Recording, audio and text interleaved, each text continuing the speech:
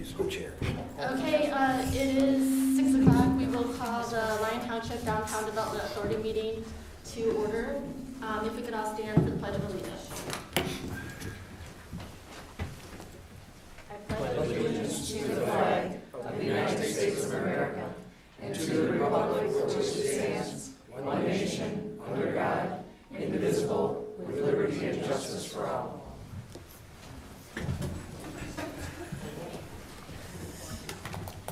Lisa, would you mind reciting the mission statement?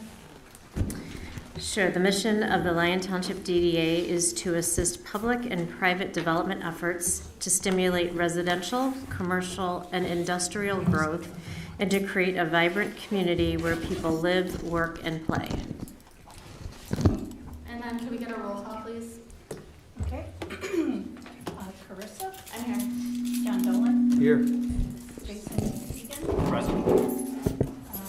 Elise? Elisa. Lisa. Gezi. Yep. I'm here. Okay. John? AJ, yes, here. Okay. That sound is. John Paycheck? Oh, here. Okay. Looks like Mr. O'Donnell is not here.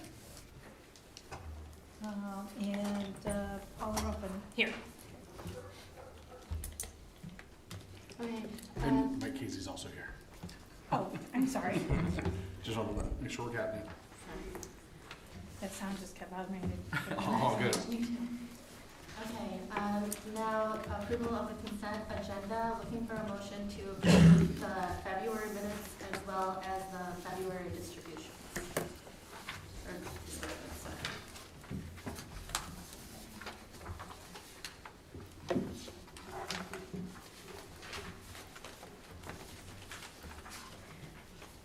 Is there any discussion? Amy, can you just clarify these, or it's this page and these have all been paid? Yes, and those were all submitted to you ahead of time to review at the treasurer. Okay, so it's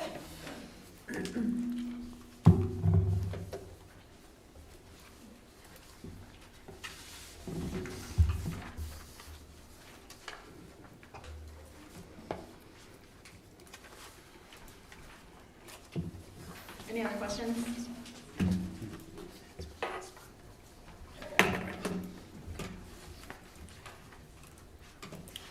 I'll make a motion to approve the February 10th meeting minutes as well as the disbursements for February. I'll second that. Okay, all in favor? Aye. Opposed? Motion carries. Moving on, we'll discuss consent agendas.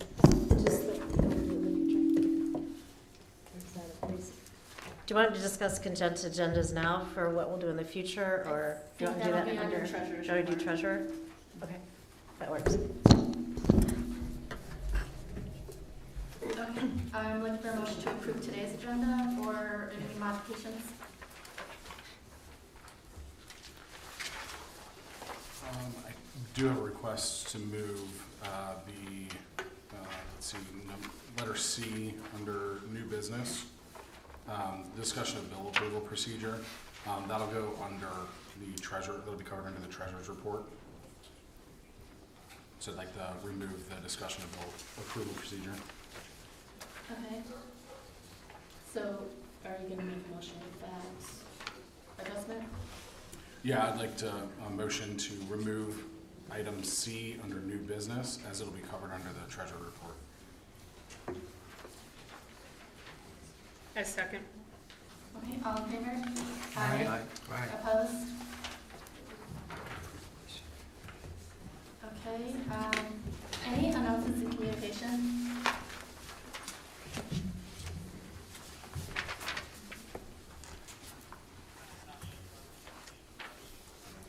Okay, hearing none, we'll open it up to the public for non-agenda items. If you want to come up, state your name and residence, and a 2-minute time limit, please. I want to thank the board for what you do, but I want to bring up again that I feel that the I'm planning... sorry, what was your name?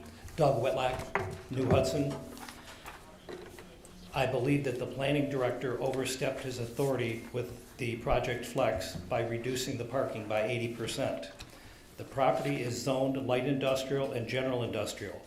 The data center, by not having property set aside for parking, is making it a single use, making the property non-conforming as general and light industrial. If the data center is gone, how's the property, or who's going to restore the property back to the correct zoning? Why was the township not warned by the planning director or the company he works for, McKenna, about the potential zoning problem with data centers? They are the professionals that the township hired. They are aware of what's happening around the country, and the board members are not. They should have warned you what was going on.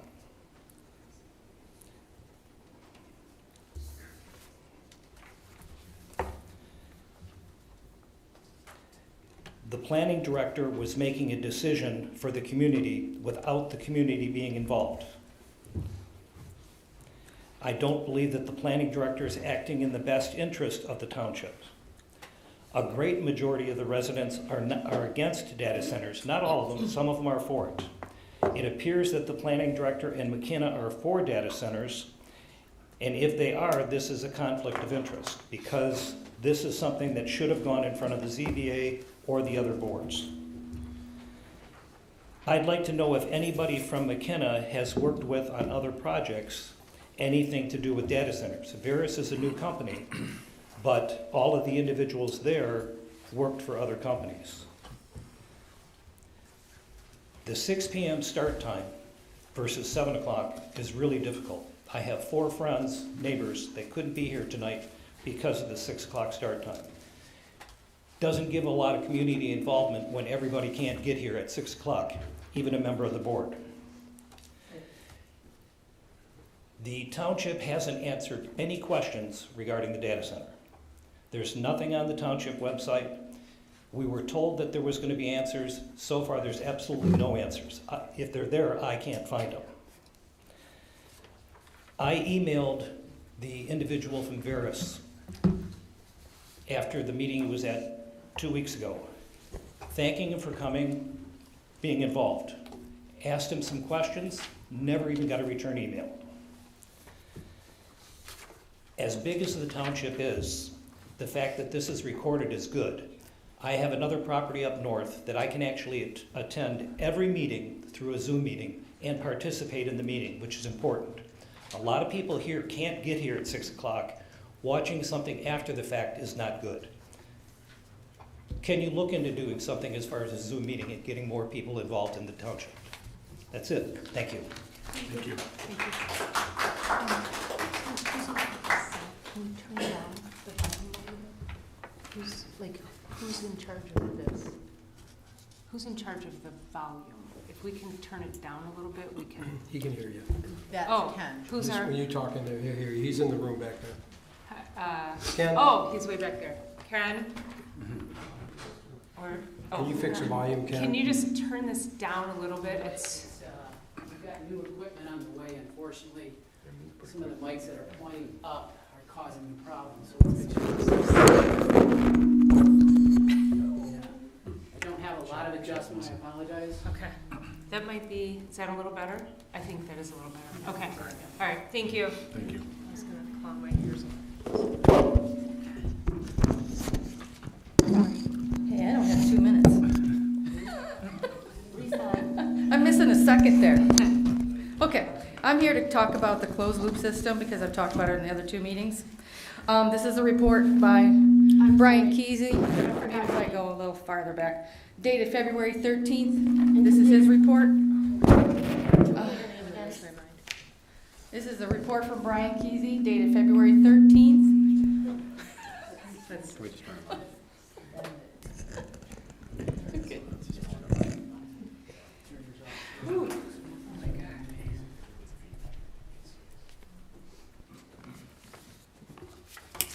Could you start over and state your name, please? Huh? Oh, Nancy, and I live at Haas Lake, by Haas Lake, across from that football player. Okay, according to this documentation, the fluid that's going to be used is diluted corrosive inhibitors, scale inhibitors, biocides, and pH adjusters. But we really don't have to worry because you can find those in nutritional supplements and baby diapers. I feel confident now. No.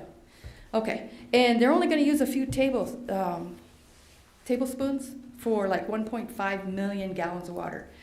Now, even Ferris, the CEO, told me it's just dirt in the water anyway. I'm not believing any of that.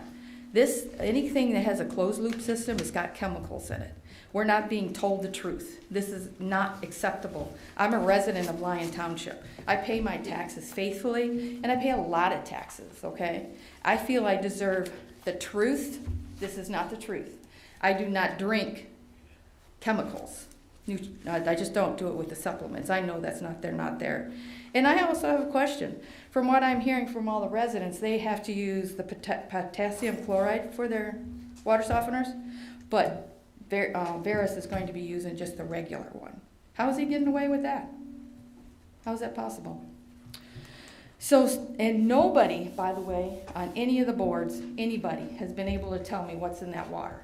This is the first time I've saw anything from Brian or anybody. And so I think nobody is telling us the truth. No one.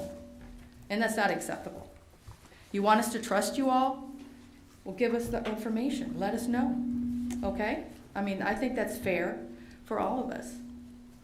So thank you. Next month is about traffic. I'll be back. Thank you.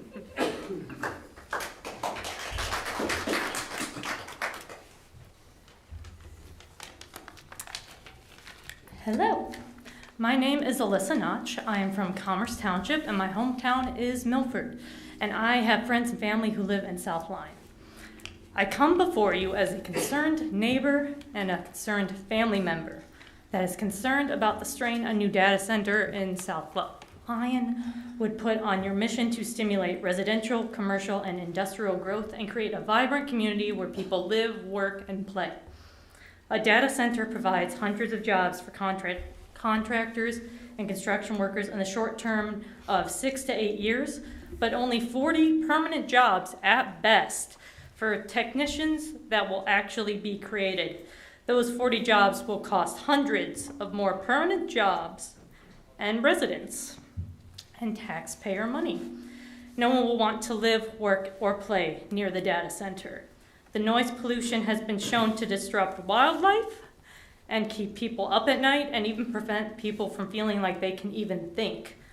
The water the data center uses tend to become unusable and undrinkable without costly fixes after the fact, and puts a lot of strain on the water supply in general. While that might be less of an issue here in South Lyon and Michigan in general, instead of in places like Nevada, it's still an issue that needs to be thoroughly considered. These are all publicly known facts, and costs for building data centers from credible sources like the AP, NPR, and A More Perfect Union. Please do your research. Then there is the energy costs that I haven't even touched on.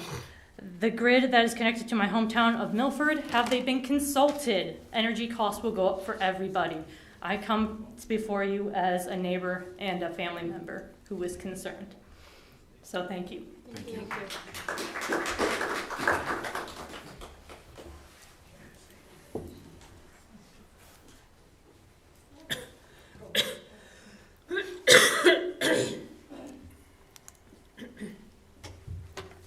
Hi, I'm Mac.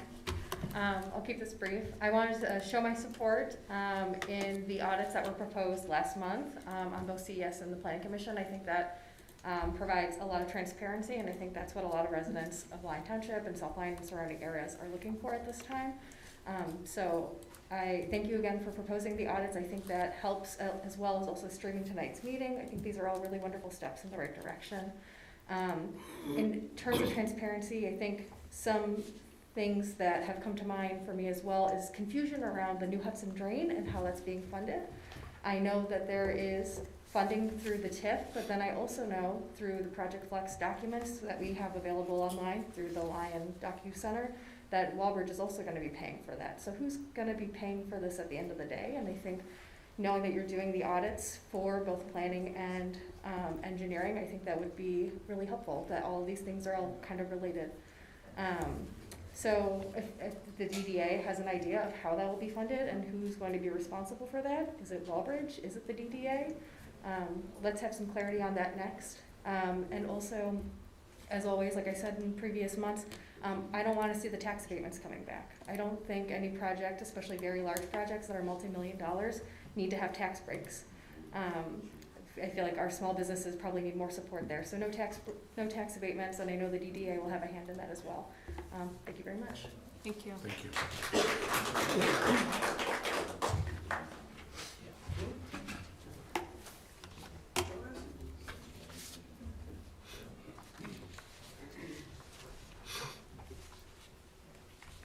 Robin, excuse me, Robin Allen, New Hudson. First out, I wanted to give a shout out to Mike for blowing the whistle on this. We wouldn't know anything about it if you hadn't talked to the news, so thank you for that. Concerned that I just found out last night that Walbridge has signed an NDA with Veris, which leads me to question whether the township has also done that. I know we've been told no, but we really can't trust what we're being told. Walbridge is one of the leaders when it comes to building AI centers across the country. One other thing, I want to thank the township for voting to record Planning Commission and the DDA meetings. Thank you for that. We would also like to see the zoning board meetings also recorded. And, one other thing. I would like to see the township go back to how it was 20 years ago when it comes to the accounting for township expenses. At one time, rather than just voting to approve consent agenda, which includes expenses, they would go line by line. So the residents could see where their tax money's going. And I would like to see us go back to doing that. So that's all I got. Thank you. Thank you.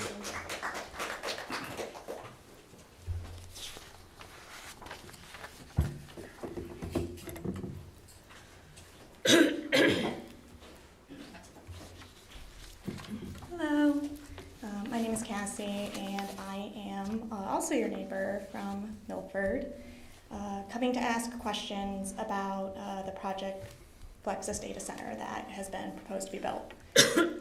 My biggest question right now is in regards to the lack of resources, not only on the Lions website, but also the safeguards that this community is putting in place, not only to protect the community tomorrow, but in the next 20, 40, and 60 years, when we have an aged power grid that not only needs to hold the burden of this data center, but of our growing community.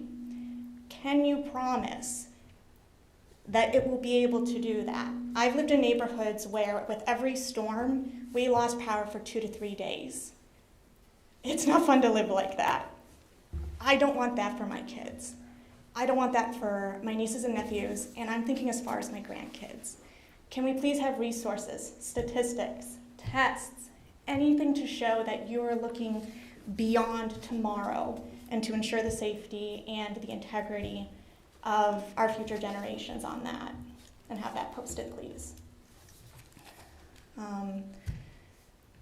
And that's all I got. If you guys could please, share more of that information with us, I'd appreciate it. Thank you.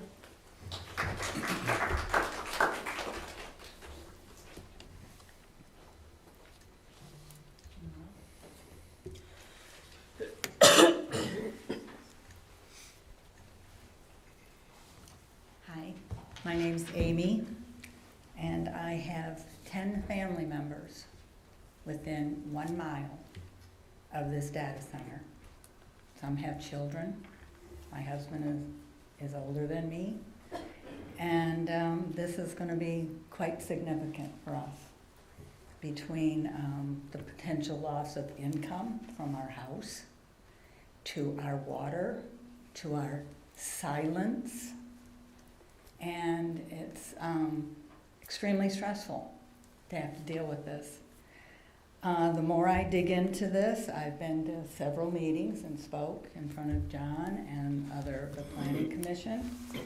And the more I dig into it, the scarier I get, because I was under the impression that this was all taking place around August, and I'm finding out there was all kinds of stuff in preparation for this little project way back in February.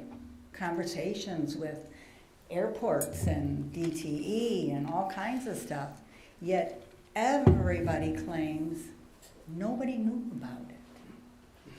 How can that be? Do you not read the minutes from other board meetings, the Planning Commission? This is in the minutes.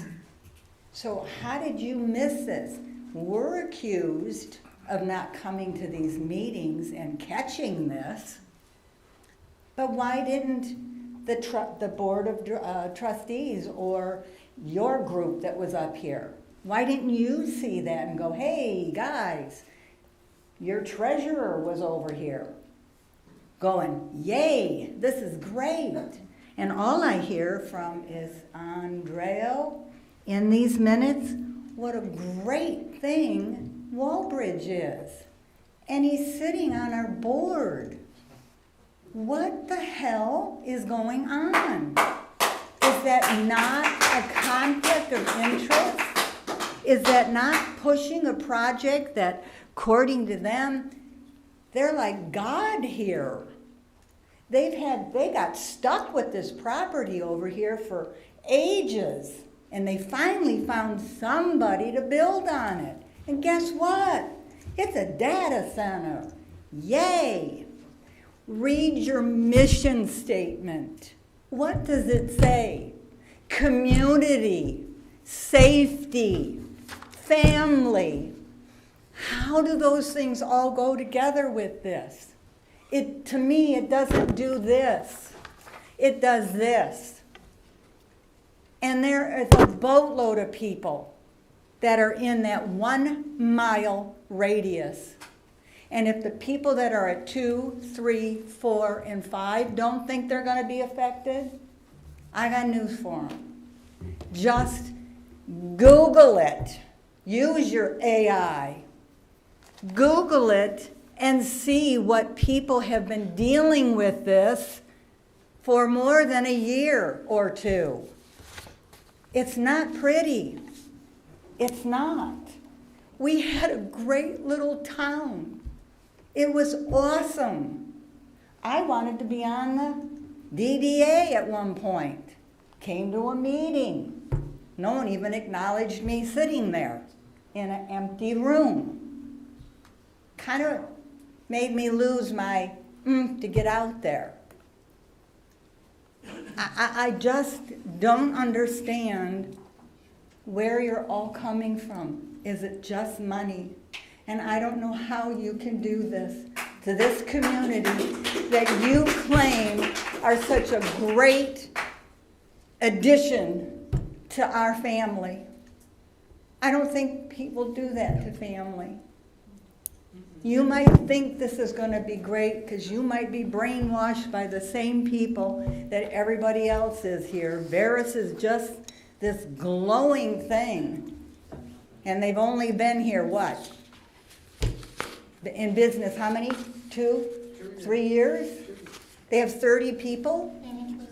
Are you going to guarantee that these jobs that we're going to get are going to be South Lyon and Lyon Township and New Hudson people?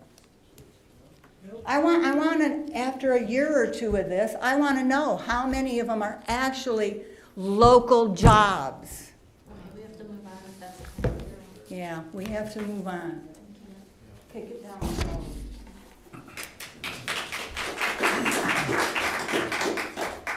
When she started to speak, you smirked. I think you owe her an apology. Excuse me, but I have served this board for 10 years. I've been silent for a long time. I don't care. For 10 years with integrity, ethics. For 10 years I volunteered. What ethics? What ethics? Sir, I'm sorry that I offended you. Okay, I understand it, and I do. I paid attention is what I did. You didn't listen. Hold on. I think he apologized. It's. I did apologize. Okay, I appreciate that, and I do thank you for being on the board, and it is important that you, as a member of Walbridge, are here. But at the same time, you need to understand that we have investments here. It's not a paycheck. We have investments here. Shelley Thorson, Lyon Township resident. I'm going to expound on him. We do have investments here. We have our homes here. We've had our families here. I've been here since the 80s. I did find it very, very unsettling during the last meeting that you were sitting with Walbridge, Veris, when you're supposed to be a steward for the community on the DDA, not a steward for the companies that we don't want here and the development we don't want here. For those of us that live in the radius of this, we're very unsettled by it. We haven't gotten answers on the website. When can we expect those? I know the DDA is a part of it, but I need to put it on record. There's nothing out there yet, and it's been a month. You know, and you do sit up there and smirk and look at your phone and not give eye contact and don't pay attention during any of the meetings I've been at. I don't care what you have to say, because I saw your actions last week. You were a steward for the company and not for the people that you're on a board for. You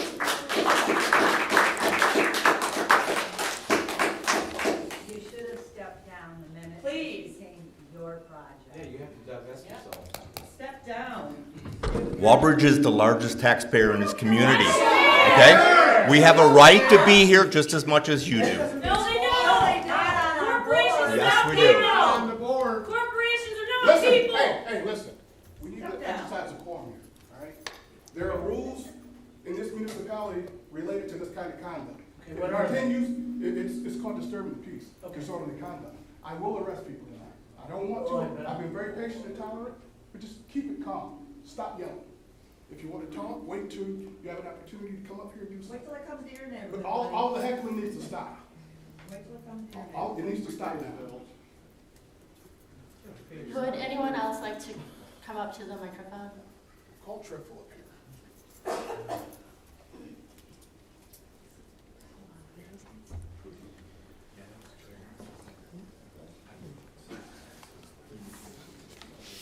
Hello, my name is Jeff Barker. I live in New Hudson. I guess I've been through several of the meetings since really January. I've been to most of them. And I think that there's a real credibility deficit in this whole project. I think it starts with the name. One of the last meetings I went to, somebody had mentioned that it was called Project Flex. And then this one individual attempted to defend that, saying, but we mentioned data center a few sentences down. It's not really it's not really our obligation to read through the fine print. You folks are elected and represent the township, and it's up to you to make sure that it's communicated clearly, thoroughly, and in an easy to understand manner. I mean, the whole concept of Project Flex. I mean, I still am not getting past how it was not called Lyon Township Data Center, because at least it would be up front. Most of the people I know said, "What is that? What is it? Project Flex?" I mean, if you were going to name it something like that, you should have named it Project Deception or Project Shell Game or something. I mean, then people would have been alerted to it. So I think it's just very, very disappointing, and I have to say I believe there's quite a credibility deficit. So now when that started, and now we are where we are, and things have progressed, a lot of times anything that comes out of your mouths are not going to be trusted, and they're all going to be questioned. And it hurts everything. It hurts the dialogue. It hurts any progress going forward. So I guess if you could be transparent, fully transparent, the one member from the prior meeting felt he was, because they mentioned data center 3 sentences down in some notes. Doesn't do it. So you need to be upfront, you need to be honest, And if that's a new learning experience for some of you, you're welcome. Thanks.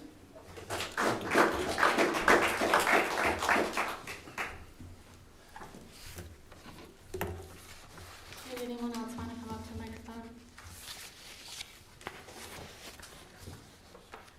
Okay, then at this time, we're going to close the call to public.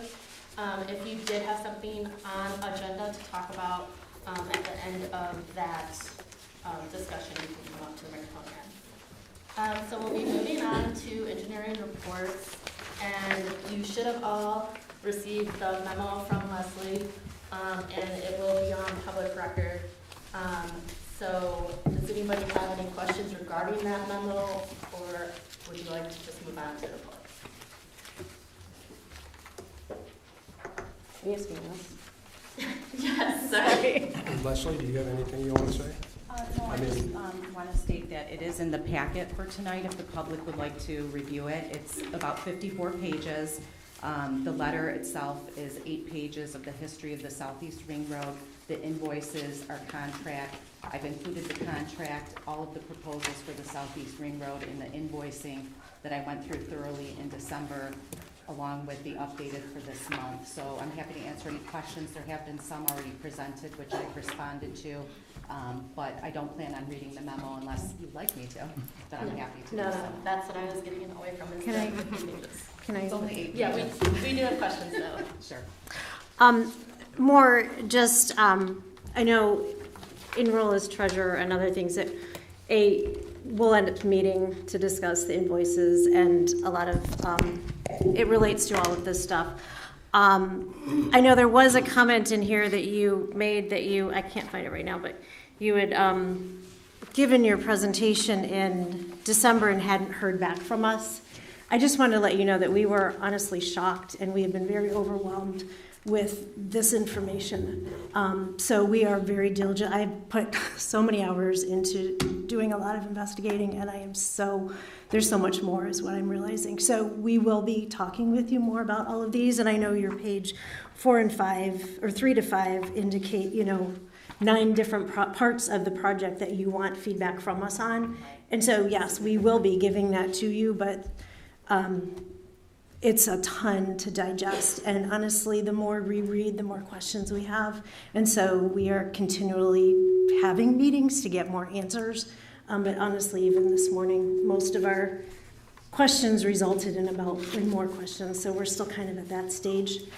So again, I know you wanted to meet with me and Amy, and so we'll be doing that to start to kind of get some of that, but there's gonna be a number of meetings to kind of get an understanding of what else is going on here. I do think it would be good to probably actually meet more often with the executive committee, because the 4 of you together are new as the executive committee for the DDA. And there are so many details with this project that it would be easier to get you up to speed if we met probably twice a month.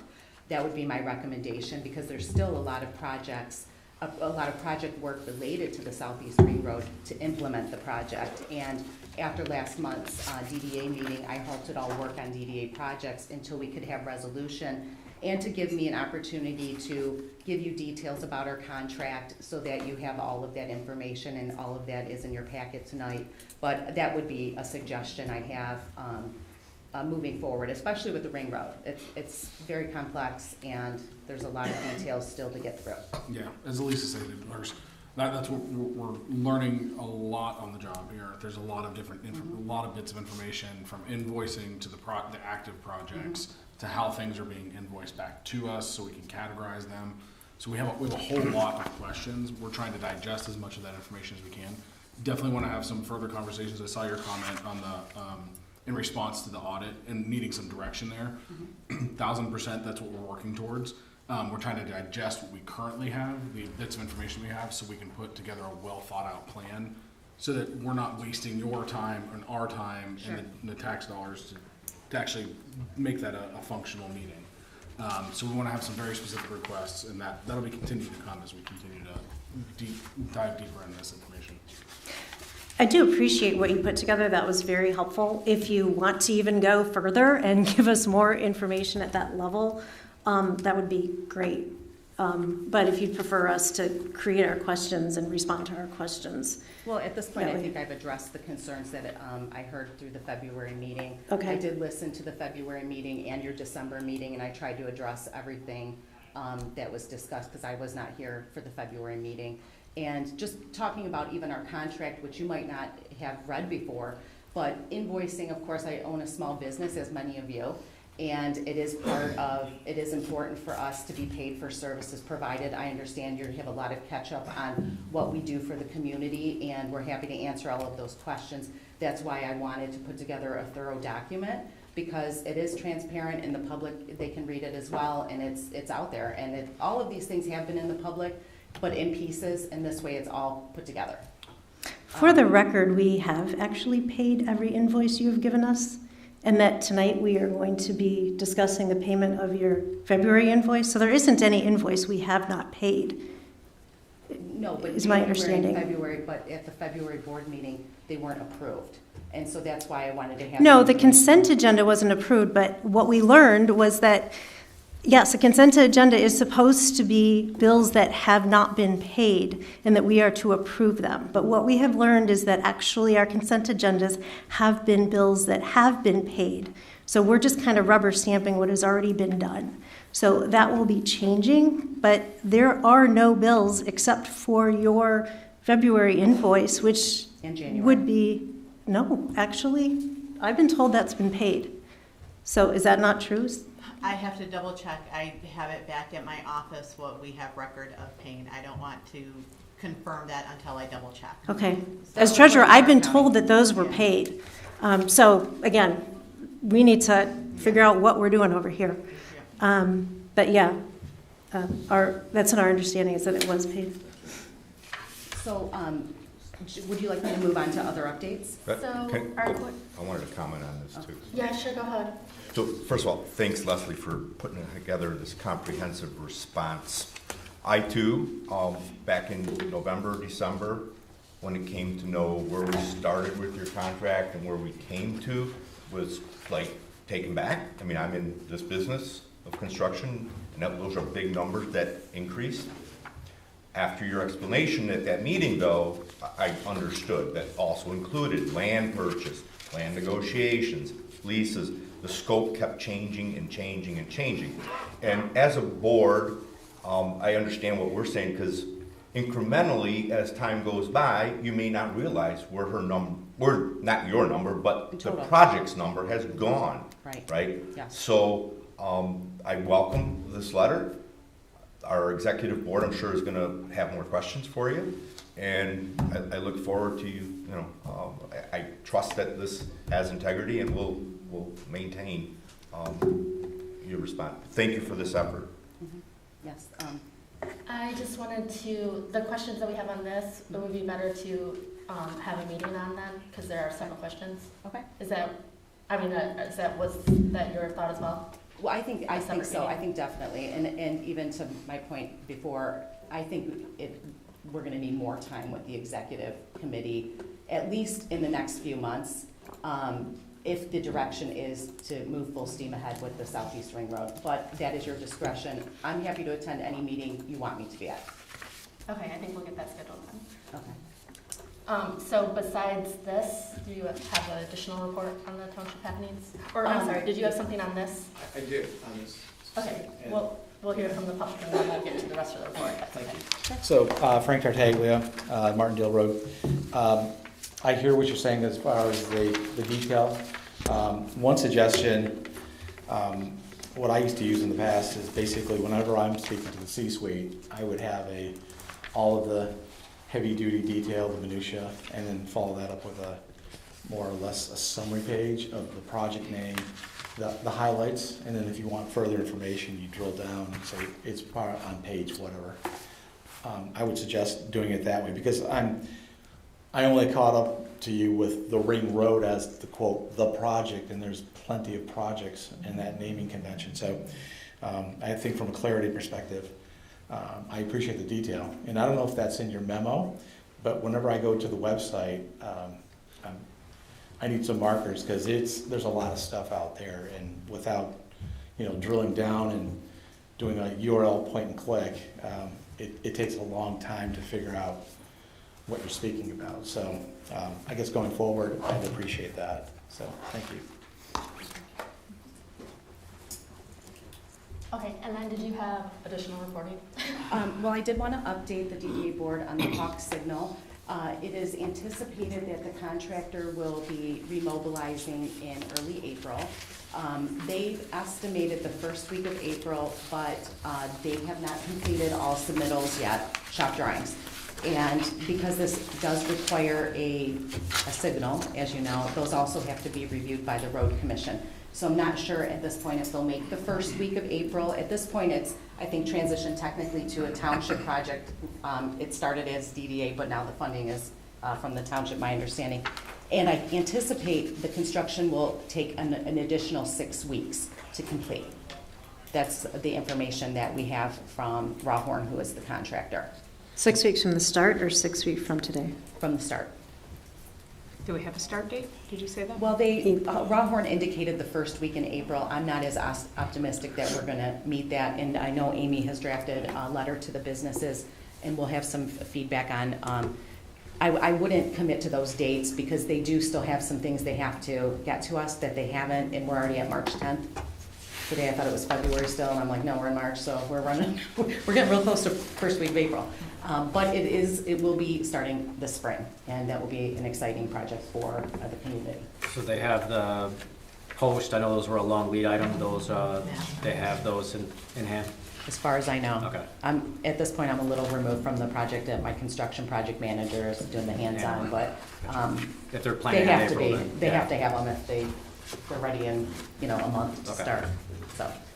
That was originally a Hawk signal and a sidewalk project, and I know the sidewalks, I think, were taken by some sidewalk committee. Is that what happened? No, the township agreed to go in on the project with the DDA, so the DDA, I believe, allocated about $100,000 for the project, and then anything outstanding above that was going to be township funded, which allowed us to improve the scope to have the entire crosswalk and Hawk signal. The section of sidewalk that's being done is along the south side of Grand River between where the Hudson building is and Wells Street. We aren't doing the extension going beyond Wells Street further east, but it's going to be funded through the township, not specifically the sidewalk fund, but just the township general fund, I believe. And why did the scope of the sidewalk decrease? I'm trying to remember.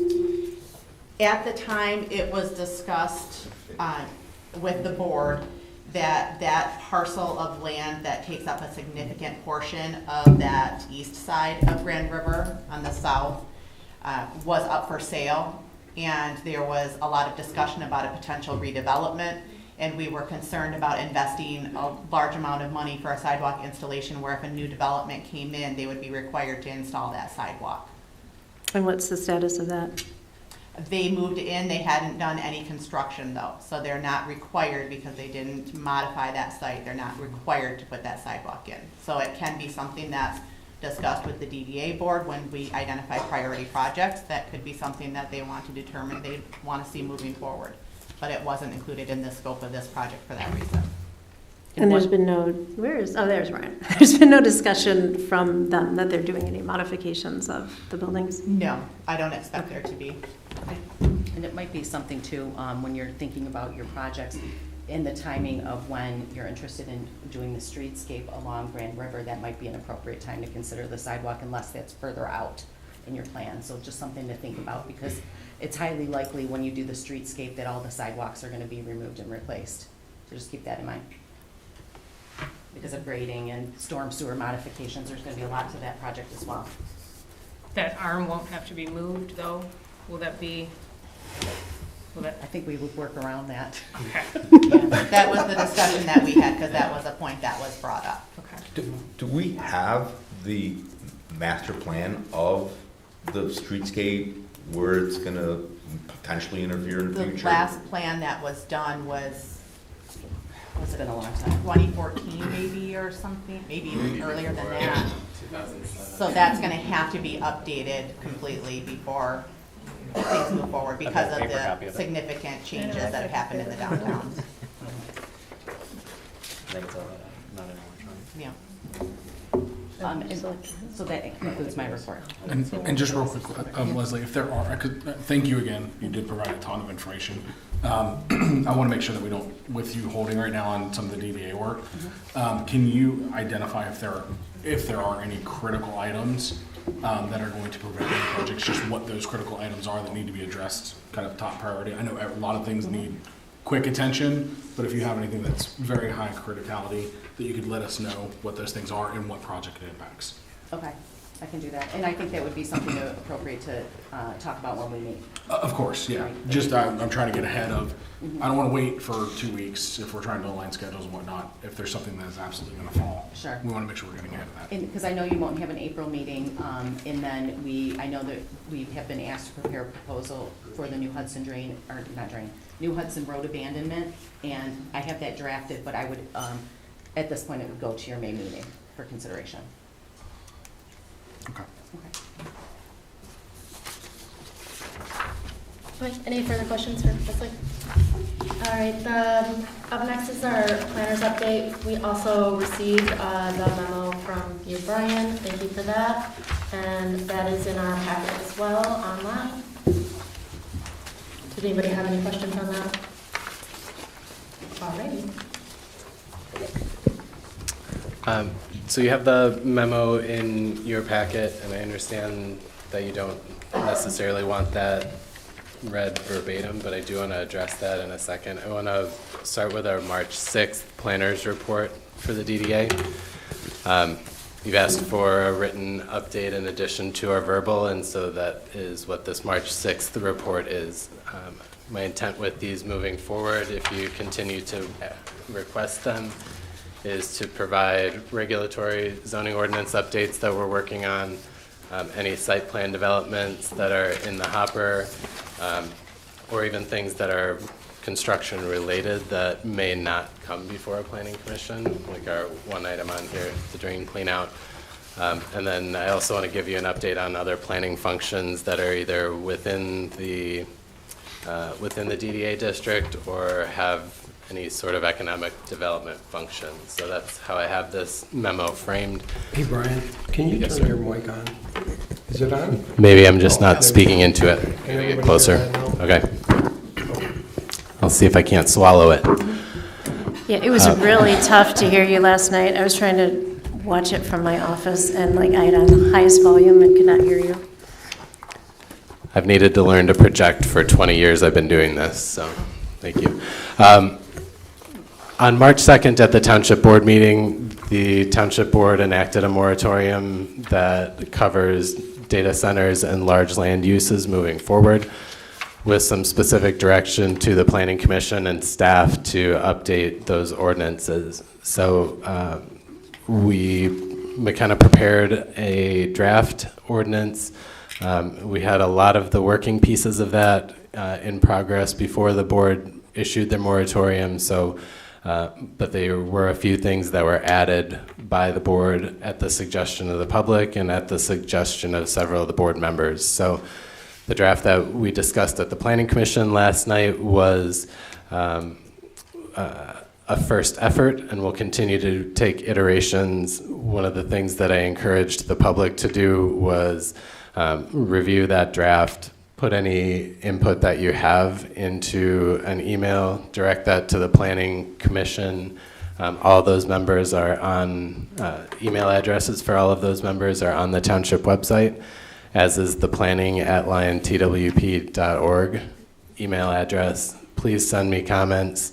We'll incorporate those that are appropriate, and we'll bring an updated draft back to the Planning Commission. So we expect this to be iterative. The Township Board's moratorium at this point goes through their September board meeting, but the board's moratorium did allow the option of an extension of that moratorium. So we're going to try to make progress through this in a responsible way. We want to cover all the topics. We're incorporating feedback from all of the public comments that have been submitted through the Project Flex process, and we'll continue to refine that for changes to the ordinance. So That is the only zoning ordinance that we're actively bringing to the Planning Commission in the next couple months. That'll be our focus outside of any development applications that come. Relating to Project Flex, the township did receive the final site plan from the development team on February 17th, and all of the consultants, the planning consultants, engineering consultants, sound consultants, and fire consultants are working through that document. It's 93 pages. We are aiming to have reviews back to the township and to the applicant team the week of March 16th, so that's next week. Through that process, there were over 1,000 questions submitted to the portal, whether they were through the township website, through the open forum, and other questions that were submitted to the township board and the planning commission over the past few months at public comment. So we are addressing those as we go through these reviews. Some of the questions, I know that we are getting questions about why it's taking so long. Some of these questions can only be answered as we're reviewing the final site plans. So to the extent that we can, we are answering those questions with the information that is available. Brian? Yes. I was under the impression that we were posting the answers that we did have, but I don't see them on the site anywhere. As we go. Yep, I was working on those today. I do hope to deliver a batch to the planning staff to get posted tomorrow. Okay. It'll be a portion of it. It won't be a complete set, but it'll be on the FAQ section there. Mm-hmm. Oh. Yep. Separate but geographically related is the New Hudson drain cleanout. So the township has received a request to remove trees associated with the drain. We've participated in conversations with the Water Resource Commission about the drain cleanout, and we would expect that there's progress made on that in the coming months. I do not have a specific time frame because I have not seen an agreement with the Water Resources Commission and Walbridge, who we understand is going to be paying for those improvements to the drain. It is a Water Resources Commission project, so much of that work will happen with input from the township, but not oversight from the township. The Water Resource Commission is ultimately the group that reviews all of the contracts and reviews all the contractors and ensures that work is done to the approved plans or the plans expected. So we were discussing this earlier today, and there was confusion about permits. Who pulls permits? Was that? Well, I think that's what, there was some confusion from people on what was flagged, and I didn't have clarification on what had actually been submitted. So as of right now, as Brian said, permits have been submitted for some of that clearing, but an agreement hasn't been signed to do the overall clean out. So when people are saying, well, the New Hudson drain clean out is going to be funded by whether it's Walbridge or another private entity, that is not 100% confirmed yet, so I can't speak out of place on that. The only thing that's been turned in and submitted has been the permits for the tree clearing at this point. So and to that end, who submitted the permits? Walbridge has submitted the permits for tree clearing in the drain. To WRC? Or to us? To the township. Okay, one of the pieces of your tree removal ordinance says that public entities, public utilities, things like that are exempt from your tree removal permit. So improvements to the drain, for example, would be exempt from your permit. But I don't want to issue a tree removal approval until we have the drain agreement in hand that says that, yes, there's funding for the project that the Water Resource Commission is comfortable with.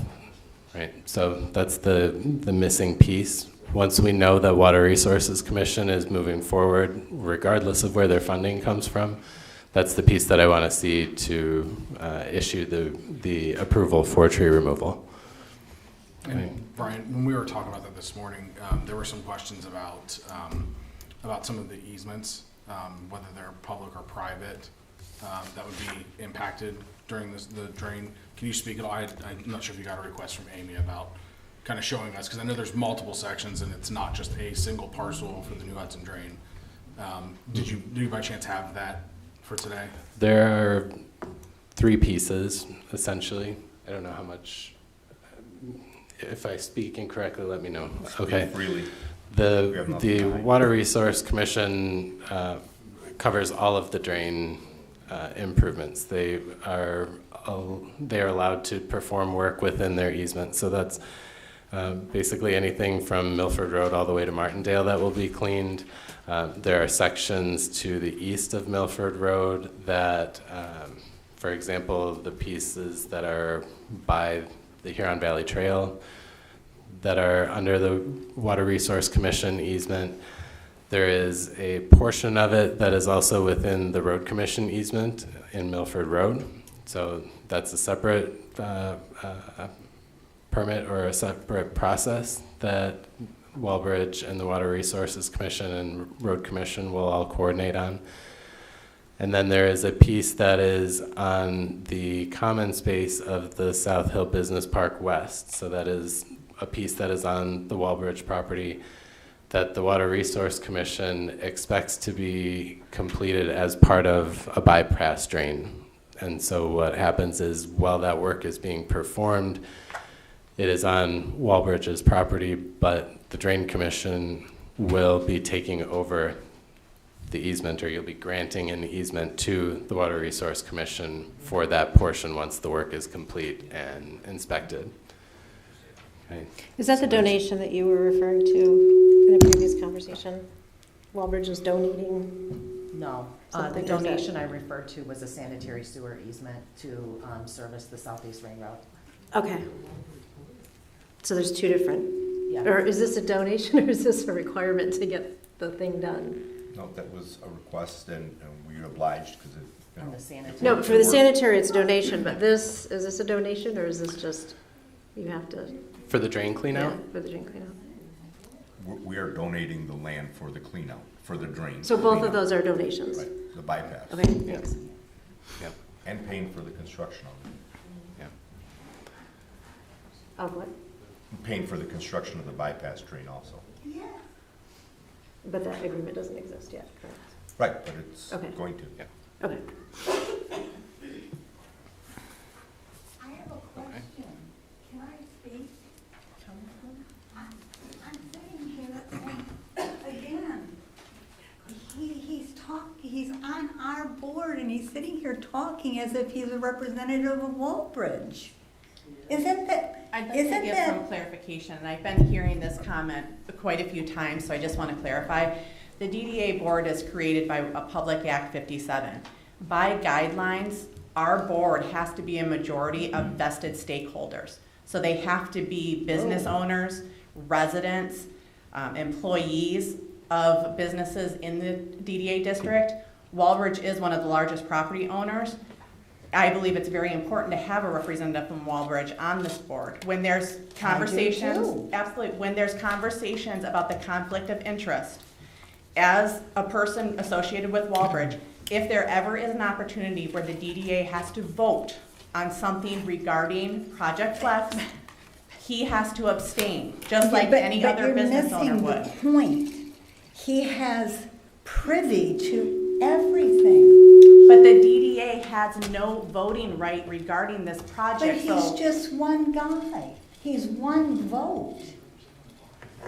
And he can, I'm sorry, I don't understand that. I don't understand how his influence, because he is the largest contributor. But what are you concerned that he's influencing when the that DDA he doesn't can vote go on back with anything? all the information he can gather to Veris. Everything here is public. Everything here is public. No, this isn't right. I mean, if he was a little gift shop, I don't think you guys would be listening to him as much as you're listening to him, because he is the biggest guy in town, is what I'm trying to say. But we're not listening to him on any decision making. If you go back and you look at how all these things were already being put in place before you even received the site plan. talks with the DDA never received the site plan. That's not something that comes before the DDA, that goes before the planning commission. But he knew all along what he was doing. I mean, he had the inside. He had the inside information. And maybe I'm just not understanding. I don't know what the inside No, I guess was. you're not understanding what I'm saying. So And I apologize. If you'd like to meet with me later. Back on topic, we are talking about the drain work. Did you have something to say about the drain work? No, I don't. Okay, if something comes up later that we're talking about, you're welcome to come back up. You mentioned the streetscape. What streetscape? Down Grand River, which direction? The streetscape, the total scope hasn't been determined yet. The first iteration of it, I believe, went from where the Lions Center Drive and Grand River Crossing was to the roundabout just to the east of us here at the township. So it was that stretch of Grand River. I remember when we first moved in here, we spent, it seemed like a lot of money to put a bunch of berms in front of the houses going down Milford Road, just past the 5 Points. And then nobody took care of them. And they all just fell apart. Half of them removed the plants out of them because I think they felt they had to take care of it, but yet I think it was on the city easement. And there might be 1 or 2 noticeable plants still in the yards of those people, and I think it was a total Absolutely, waste. and that's a very valid concern, and when the DDA determines that it's ready to move forward with that project, there is going to be a lot of opportunity for community engagement on that. We've already discussed that. Oh, you're gonna let us know on that one? Yeah. Okay. And what about the drain that's down by the library? That runs through alongside of Villas of Crystal Creek and Elko Heights? That is outside of the DDA district, so I'm not sure, are you? Is that the Novi line? No, that's 11 Mile and... The DDA district only extends to 12 Mile. Is that one called, Leslie, Lion? It's called Lion, Novi Lion. It's the Blackwood converges into the Novi Lion Drain, and then it continues west of Martindale and converges with the New Hudson. Yes, on the other side of Martindale. When is that going to get... They've been talking about that for years. I don't know if the clogged Drain now. Commission is Right going to now, get to the that. water's coming up into our neighbor's yard that lives the first Do you know house. these ditches were dug by hand 100 years ago? These ditches were dug by hand. I have a picture of the guys actually digging the ditch by hand 100 years ago. It's a crazy picture. Well, it's turning into a swamp, Well, and they have water. Sometimes we've been when trying it to get the drain rains, cleaned. the water is coming up like a fountain in her backyard. Yeah. Well, we've been asking the Water Resource Commission to clean that drain, the commissioner, and they just said they don't have the money, they're not gonna do it. And because of the size of the bill, the township could not foot the bill for that. And it's expensive. It's probably gonna be $3 to $4 million to clean that out. And the township doesn't have the money to do it. So we've been trying to do that since I've been here. You We've been guys trying to get just that drain cleaned. replace the culvert. That has to on be replaced Spalding. too. Oh, that one It's is. been done. That's open cut. One side you can see down it, the other side you can't even see. It's like this wide. Yep. It's like you put this $1 million culvert in for something that's so choked that the water can't even get through it. Yeah, that's totally the road commission, and they close things down, and, you know, when they closed down Martindale Road, they literally called me the night before. And they said, we're closing it down, and I'm like, you have to give me time to get it out to our residents. They said, nope, it's a dangerous culvert, we're closing it down, and it's done today. And if they didn't close it down, they couldn't get their funding from MDOT. MDOT said, we're not gonna give the dangerous culvert, close it. So that's how I get notified. It's like the night before, so. Who is Miss Poyer? I don't see anybody's name up here. That's a representative from Veras. Oh, because there were quite a few comments from her in that meeting that I missed on the data center in your minutes that I found very interesting, that they were there, and again, our board didn't read the minutes from that meeting, and see all the discussion going on about something new going on in South Lyon.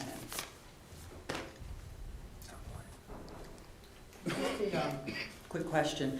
When you were talking, when the planner was talking about the 93-page site plan being the final site plan, how do we know that's the final site plan? What if it's not accepted? Why were you called it the final site plan, which means what? Yes, that's what the ordinance calls it. We will be reviewing it. If it needs a revision, there will be a revision. Yes. Okay, thank you. Yes. When can they start working on that property? We have not approved a final site plan, so there will not be work. There is work being done at the end of it, and if I ever go out there and chalk the tires on the truck, I'll be happy to do that. Because they should not start that project in any way until they get the final stamp. Okay. I understand. I hear you. I'm talking through my planner's report to identify for everybody to understand. There may be, yeah, go ahead. Is this on top of the On the drain? drain. Okay, this is related to the drain.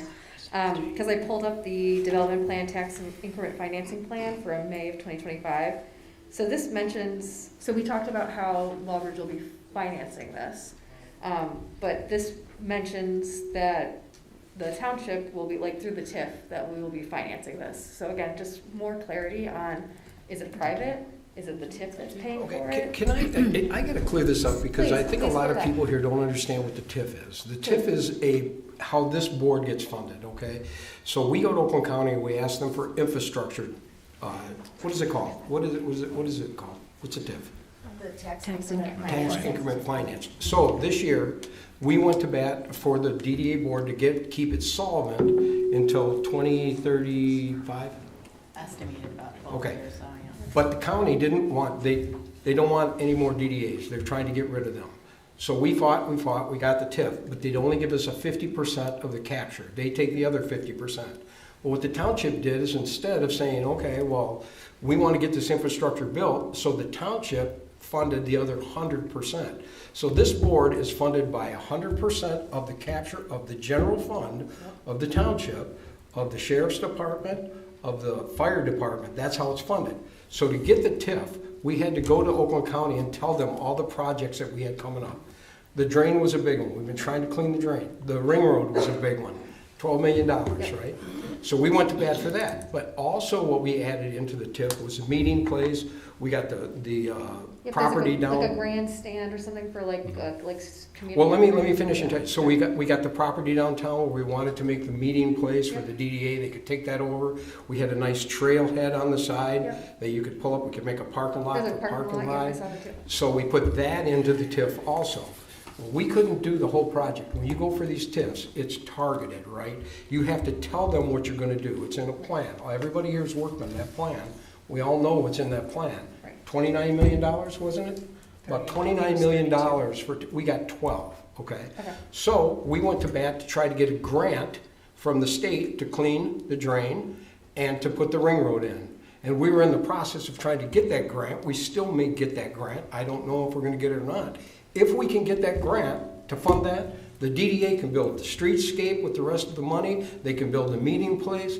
So we don't want to take the money from the TIF and build the ring road if we don't have to. If we can get that funded, this board can make the downtown a beautiful place. Right. Because they'll have the money to do it.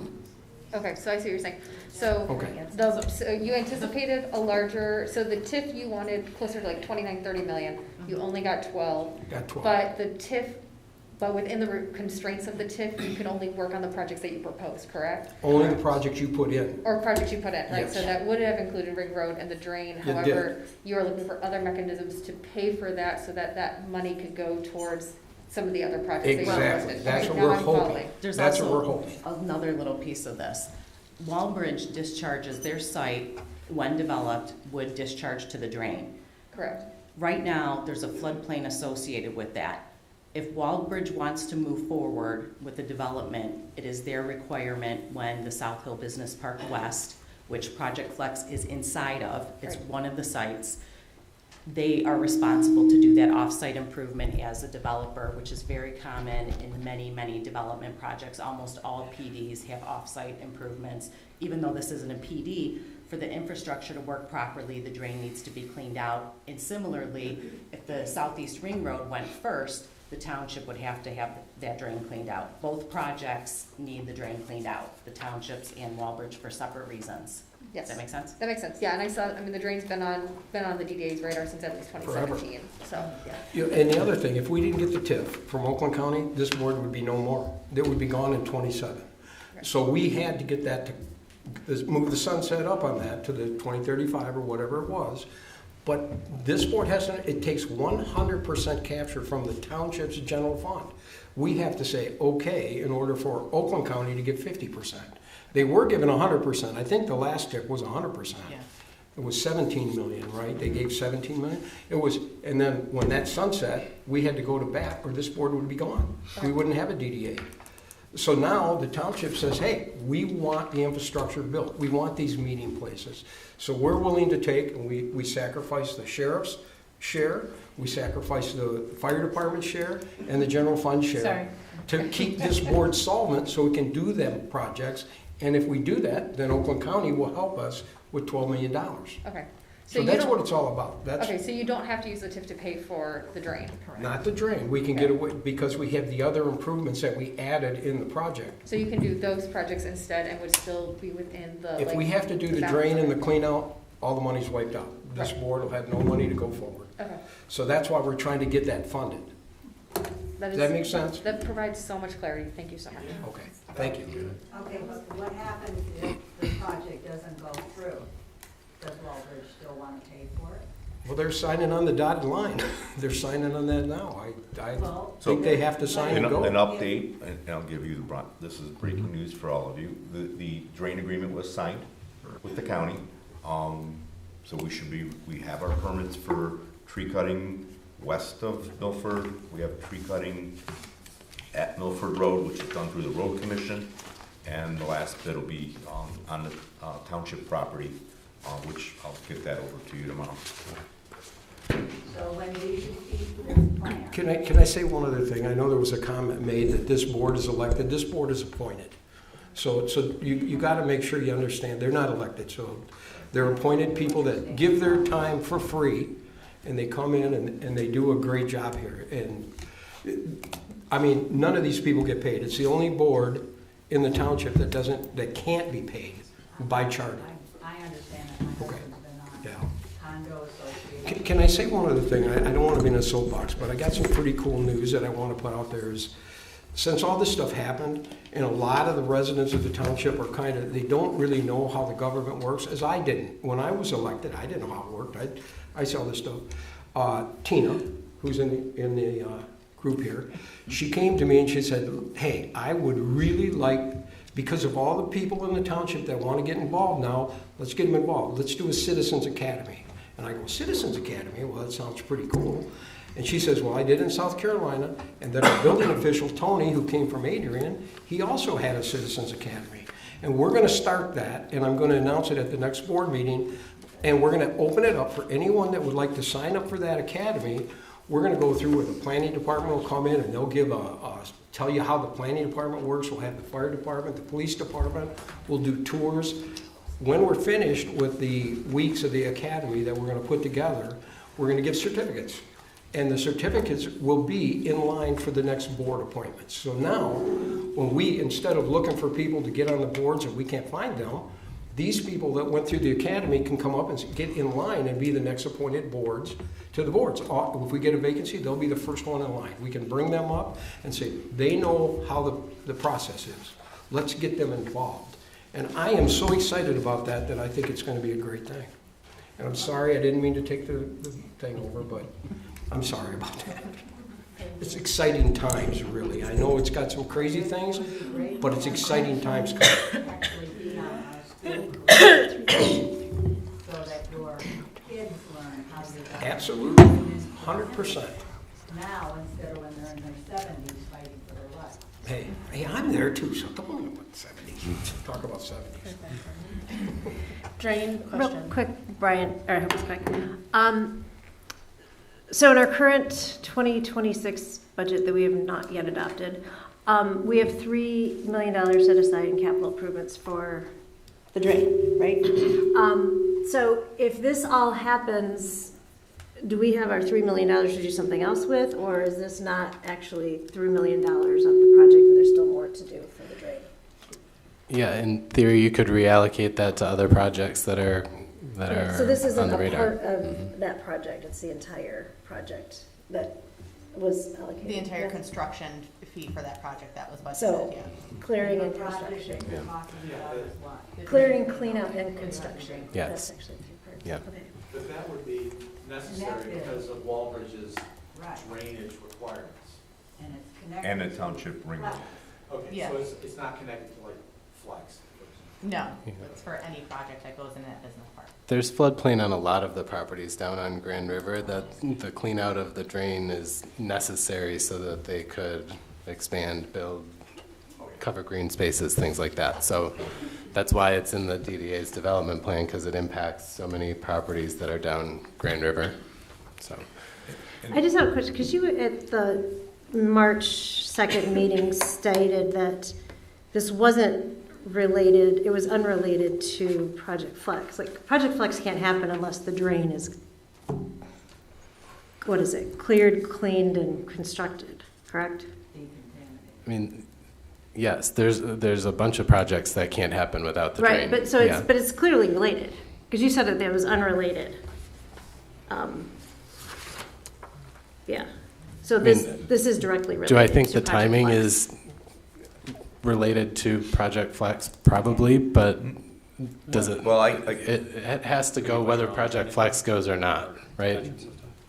Walbridge can't develop anything else on their properties without that moving forward. So long before there was a flex, there was a plan. Yes. So I know people have heard things. And let me back up one step. The drains are controlled by the county. The county shared with us, they have $44,000 to clean out a drain. That's gonna need $5 million.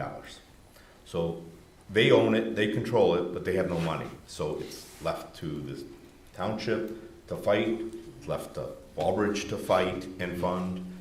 We've gone to Congress, we have gone to, I've been part of that fight for 10 years now, to get this drain cleaned out. So knowing that, yes, we need it too, but the township needs it. The residents in the New Hudson district, many are in the floodplain, they can't do anything with their land. I've heard all kinds of complaints. My backyard's flooding, things are bubbling up. Well, that is your good neighbor at Walbridge taking care of things now, getting it done. Yes, it's for us too, but it benefits everybody. Yeah. And long before Flex. So this is not tied to Flex. I think it's a good clarification. The other thing I want to note while we're talking about funding of the DDA projects, because that is a piece that we'll continue to look for, is whether it's private investments to make your TIF dollars go farther, or grant funding that's going to make your TIF dollars go farther. For example, like when we do pull the trigger on the streetscape, if we can partner with MDOT on TAP grants, we would do that. There are a lot of mechanisms that we want to supplement your TIF capture with, so we can do more projects or bigger projects or that extra piece on a project that we might not otherwise be able to accomplish. So that's always going to be our goal, is to make your money go farther if we can. Okay. And taking one step back, when we went to Congress and so forth, it was Leslie and her team that helped put together that whole package to get through, and we did get $850,000 that's gonna go towards the ring road. So, again, I think you covered that in your letter, if I remember right, I'm reading that. So,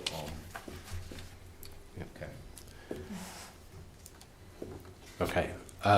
Back to my report, we do have a couple other active applications that are in process that are hanging out there. We continue to have meetings with the applicants. The first that I have noted here is the Academy. It is not called a tennis facility, but it is a tennis facility. So when it shows up on the Planning Commission agenda, that is a project that was named by the applicant, the Academy. It's a proposed tennis facility on the north side of Travis Road, just behind McDermott. So that's an area that's zoned for mixed uses. Indoor recreation facilities are permitted there by right. So when the Planning Commission reviews a site plan, in theory that would go forward. The owner of that property is still massaging the plans. The other project I've noted here is Grand River Retail, and it's a project that is a special land use on the vacant property just across from Township Hall here on Grand River. The owner of that property wants to do multiple tenant retail with 5 drive-throughs, and so we continue to have ongoing discussions about the site plan there. That will, as I mentioned, that's a special land use, so it goes to the Planning Commission and the Township Board when that's ready. We do have some upcoming Planning Commission cases. I mentioned we're going to continue to talk about the large land use ordinance. We will also be, we're anticipating that Consumers Energy, which has a utility building proposed on 9 Mile in Griswold, on the west side of Griswold, they're going to have to go back to the Planning Commission because they're requesting a waiver from a pathway requirement. So that will be on an upcoming agenda. We've had a pre-application meeting last week with Design Group, which is in South Hill Business Park on the east side of South Hill. They want to consider adding a new building to support their existing operation. We do have a project scheduled for the March ZBA meeting that is planned for Monday. I'm going to asterisk that may end up getting postponed so we can work with the homeowner on the request, the specifics of the requests that are being made. And then a couple other planning functions that I want you to be aware of. I mentioned that we are going to go after funding at any point at any time that we possibly can. In 2025, the Township Board voted to submit for CDBG funding through Oakland County for a hawk signal at Pontiac Trail and the Huron Valley Trail. So we can make some realignment changes and hopefully put a big hawk mast up to improve safety of crossing that intersection. The CDBG folks came and met with Clerk Cash and I last week. We had an on-site meeting. We talked through some of the logistics, and Oakland County is still vetting some of the projects that they got, but they did highlight that we are one of the farthest along in terms of planning. So we have engineering estimates, we have conceptual alignments and things like that that a lot of the other communities in Oakland County don't have. So just highlighted to me the importance of the good work that the DDA does in terms of preemptive planning for projects. The Township Board allows us to do conceptual designs, and it allows us to have something that's closer to shovel ready when the money becomes available. So we should know by the end of the month whether or not the township is chosen by Oakland County to be the recipient of that money. The other piece that I have in my report here is the 9 line. So you may or may not know, but there is an Oakland County Parks project called the 9 line. And Oakland County Parks' goal is to connect all communities along 9 Mile within the county borders. So it's all the way down to, is it Oak Park is the eastern border, the city of South Lyon, and Lyon Township over here on the west side. And they, over the past 2 years, we've been participating in ongoing efforts with Oakland County to identify what non-motorized improvements would look like within your township borders. So where it's appropriate, we've asked them to put non-motorized pathways like we've got in sections like Kirkway and some of the new developments that are in process at 9 and Napier. We're taking context into account where we've got the most rural stretches of 9 Mile on dirt roads. There's signage improvements, but not actual improvements to the road itself. So we're trying to right-size some of the county's big picture plans for non-motorized transportation. But I bring that up because we know that the Road Commission intends to install a roundabout at 9 Mile and Napier to correct some of the geometrics there, and so we had an opportunity to give them feedback about that intersection and how we want the crosswalks to look there and connect. Okay, so that concludes that March 6th. Again, I understand you don't want to have me read my March 3rd memo, but I do want to acknowledge what I consider a pretty big piece of information that was presented falsely to the public at your last meeting. There were statements about the timeline and that the DDA was not aware of Project Flex coming before the township. I have a very detailed outline in that memo that's in your packet. It's very clear in all of the information available that within 5 days of receiving that application, I notified this board, and I want everybody to know that. I feel like the implication was your consultants are not doing their job, and they're not doing diligence, and they're not serving this board, and I take exception to that. I've worked for you for 8 years. McKenna's worked for you since 1987. You have other consultants that are second to none in this township, and I want you to know that and recognize that you have good professionals who give a damn about your community. Thank you. I agree with that, Brian, and I just want to add on to that. I thought that some of the comments in the last board meeting were out of place. They were made with, they threw Brian under the bus, and there was no reason for it, and I didn't like that. And I'll be the first one to acknowledge that. Yeah, please. I'll be the first one to acknowledge that head on. I did make some comments there. 100%. I was speaking in part out of frustration for both myself as a member of the community as well as the community as a whole. I did speak out of frustrations, probably said some things I really shouldn't have. Citing just basically you haven't been showing up and the timeline seems suspicious. Own that 100%. What I won't apologize for is the frustration as a resident for the lack of transparency. And you're going back to the transparency. I was going to just let this go and put it in public comment, but we're coming back to that transparency thing. And I'm not, one, I want to say both for Leslie and for Brian with McKenna and CS, neither one of those requests for doing the 10-year audits, those weren't like light decisions, nor were they accusations of anything.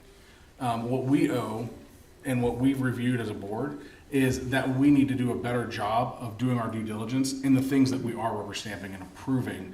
We need to know where the dollars are going. It's not our money, and we're volunteers. That's all those were equating to. Those were, and I said that to Mike, Leslie, you weren't here. It was not an accusation. So I listened to the meeting minutes or to the recording, and I guess the part that that was difficult for me is that the statement was made that this is how you would evaluate our relationship. You're very new on the DDA board. I worked for the community for 23 years. I got the township the grant to do the wellhead protection area and many others, including $950 grand for Southeast Ring Road. I was critical to that. And the TIF plan that McKenna wrote, that the attorneys did a great job. John was there, Patty Carcone, Amy. So it felt like it said to the public that you didn't trust us. And that's what I had a problem with. And that's why I put the package together to clarify that. I have no problem with you reviewing the bills. You should review the bills. You should review them monthly. You should ask questions. Absolutely, have no issue with that. And if you want to do an audit, that's fine. But usually an audit is really just to know how much you're paying on projects. And when the term was used to evaluate our relationship, it offended me. And so I don't specifically remember the relationship piece. I do remember we're the objective there, and we stated it specifically at the end, was to evaluate the projects that have taken place, the timelines, the scopes, the dollars spent, so we can get a better understanding of how it's being spent. So one, I want to say that, Brian, we keep coming back to the transparency thing. I completely own my comment. However, at the same time, like we're saying that you mentioned it timeline-wise, you brought it up to us 5 days after you know. So when did you actually know about Project Flex and the scope of it? Was it that when the plan was submitted on the 5th, or did you know before that? There's a pre-application, I believe, in June, late Okay. June. So again, we're just speaking, how the timelines on what's there. So in June was the first time that you had any awareness to it at all. Okay. And I'm taking your word for it. And again, this wasn't an accusation, and part of that, again, I won't apologize for being frustrated. Said some things probably that went a little bit further than they should have. But I stand by the request that we do the audits so that we can really be good stewards of what we're supposed to be doing. Yeah, I echo Leslie's sentiment that you should. I completely understand the frustration, right? We've been hearing frustration for 3 months about the project, and people are entitled to be frustrated. But when it comes to questioning professional credibility is where I think it draws the line, and that's my frustration that I'm trying to relay in the memo. And it was Thank you. in the memo and it's posted. I want to personally apologize to you, Brian, because I know I made a statement at that meeting also that was, it was inappropriate and I shouldn't have done that. And I think it was, emotions were high. And just to echo the frustration is, it did feel like we couldn't trust you guys. I'll just say that outright. I didn't say that at the last meeting, but it feels like, and it has felt until now, that we have been these sort of placeholders, and that you guys get to go and play, Township, and then we just sit here and we have all this money, and then it's kind of like with the Township funds this board. The Township gives up 100% of its capture. If Walbridge builds on a property, the other thing a lot of people in the room don't understand, this is why I think the Citizens Academy would be tremendous. Everybody says, oh, the Township has so much money. We collected $80 million in taxes last year. $80 million. Do you know how much the Township General Fund kept? $1.2 million. We ran the Township on $1.2 million, and then we have to ask the state to please give us some sharing.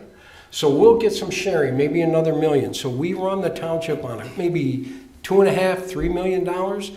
We just gave the library board $2.5 million. We're going to spend $2.5 million on helping Martindale Road get paved, the entirety of that.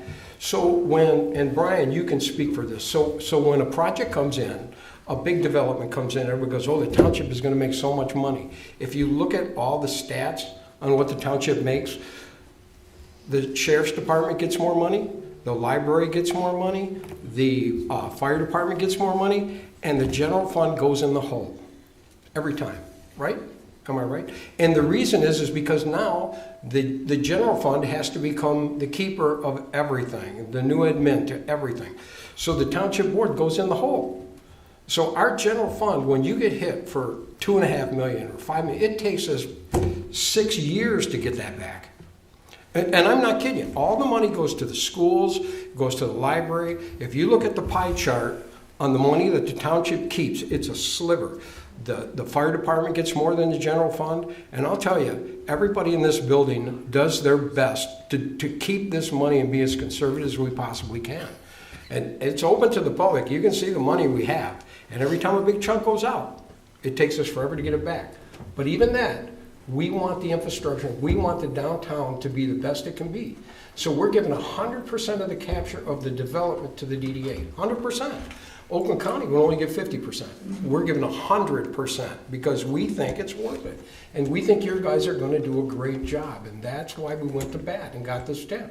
Again, this board would be gone. In 27, we'd be done. It would be all over. And the drain wouldn't be cleaned, nothing would happen.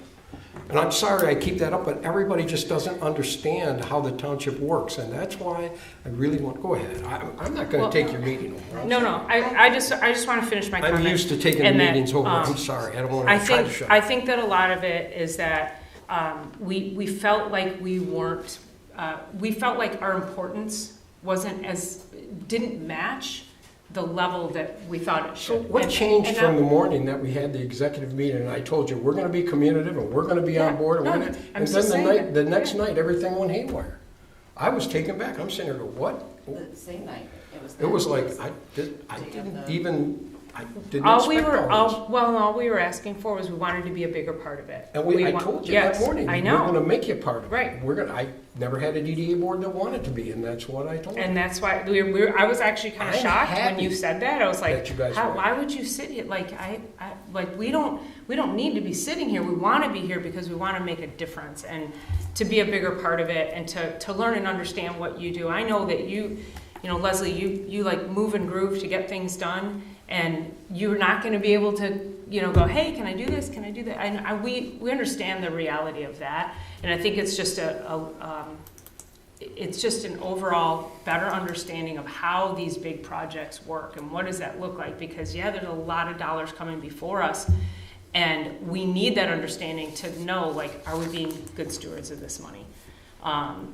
You know, and again, Brian, I just want to apologize because I know you are doing a great job, and I think just emotions got high, and you know, there's no excuse for what I said, but it was just, I think it was caught in that moment. We did feel blindsided by Project Flex. I know you did talk about it in that meeting. It just, you know, went over our heads. So, so yeah, I just want just from the heart on that one. I want to piggyback on Brian's also. So in early June, late May, I approached Catherine, God rest her soul, about a project and asked for a pre-application meeting. They scheduled it probably 2 weeks later, and I don't remember the exact date. I'm sure I can find it in my calendar. Mid-June sometime, we had a pre-application meeting here. So that is absolutely correct. In 2 different notifications, one in your notification to this board about Project Flex and the following month's meeting minutes, it was reflected that Project Flex was coming here. Over and above that, I personally invited Project Flex to come to this board to present, because I know we weren't going to Board of Trustees. I said they should get to know them. And they came here at my request and presented to this board. So this board knew of Project Flex. They may have not paid attention, but they knew of Project Flex. All right? When was it that they presented to the DDA? I'm curious. I'd have to go back and look. It was in October. October 15th. October. It took time to get it on the agenda, so. No, but that was after the fact. Right, that was after the planning commission meeting, and then Yeah, already. it was already a conditional done approval. deal at that point. That is true. Yeah. But that's, Then how can we put input if it's already after the fact? It But- really wasn't a fair shake. it was in meeting, it was Brian's report, I forgot the date you mentioned, and in the meeting minutes, and those were prior to the Project Flex getting approved. So, Well, in the scope of things going on around us at these times, the minute data center was mentioned to anybody, a little red flag should have went off and said, aren't they having a real big problem over here with that? And how about in Virginia? And how about in Arizona? And how about in Texas? There should have been, this is your guys' job to know this. And I understand what you're saying about the money, and I run a household. It's the same thing. We make money and we have to give it away, and then we have to decide what of what we want to do, we can do with what's left. And we can't make a mistake. And I think this was a mistake because this is going to pull us back. My electric bills are going to go up. There's going to be issues with selling our house, which I can't even do because I'm stuck. I can't move. And there should have been more red flags. And when the red flags came up, it should have been jumped on. And it should have been, halt, stop. Let's think about this before this goes any further. I'm not against data centers. I'm against one that's a half a mile to 3/4 of a mile from my home. Next to schools. And where my niece and nephew are gonna go to school. And where if my son, my grandson gets married and wants to live in this great community we had isn't gonna want to be here. We all get the money, because we all have houses. We all run our household. And we understand that, but it comes down to priorities, and I really and truly believe that the money we were going to get for this, and we never even talked about tax incentives. Okay, we're gonna have to move on. That there are no tax. Okay, thank you, Amy, we're gonna have to move on. I do have another comment, is there was multiple misrepresentations that this property is agricultural. By this board member, this board, and I'll call you out, Mike, on the news and so forth. I've never once said this is agricultural. It's on WXYZ, and you can rewind it and watch it, okay? And our attorneys have that video, so, just so you're aware. Oh, is that a threat? Now, no, it's clarifying a misrepresentation. This land has been zoned, the floor is mine, since 1957 as industrial land, okay? And we understand, as a resident, you have rights on your property. As a landowner, Walbridge has rights on their property. Look, I just work there, okay? And they have rights on their property. And they have to coexist. People that built homes there should have done due diligence and recognized that there is industrial land. Chrysler, hold on, I'm not done yet, hold on. Chrysler Corporation owned this land for a number of years to build a manufacturing facility here. In 55. 57. Yeah, Roger's All the way. I think it's great to put it next to our school. Yeah. But Whether- that is Look, also look. being taxed as special use as agricultural. It's not being taxed currently as industrial. Absolutely being taxed at industrial rates. It was being taxed as agricultural. It is not agricultural. But this is my other thing I'd like to point out is, you brought up being the biggest taxpayer. It doesn't mean you get to make the biggest decisions that impact I agree your with that. bodies. I didn't imply You put that. out there that we're the biggest taxpayer. You know, I didn't imply that. We all have rights. To diminish our quality of life and our values. I mean, if you were so worried about our community, why wouldn't you have tried to get something in that slot that was a little more fitting, easier for us to swallow? I would like to say Adorno has brought many projects to the table that haven't gone through. Well, and why not?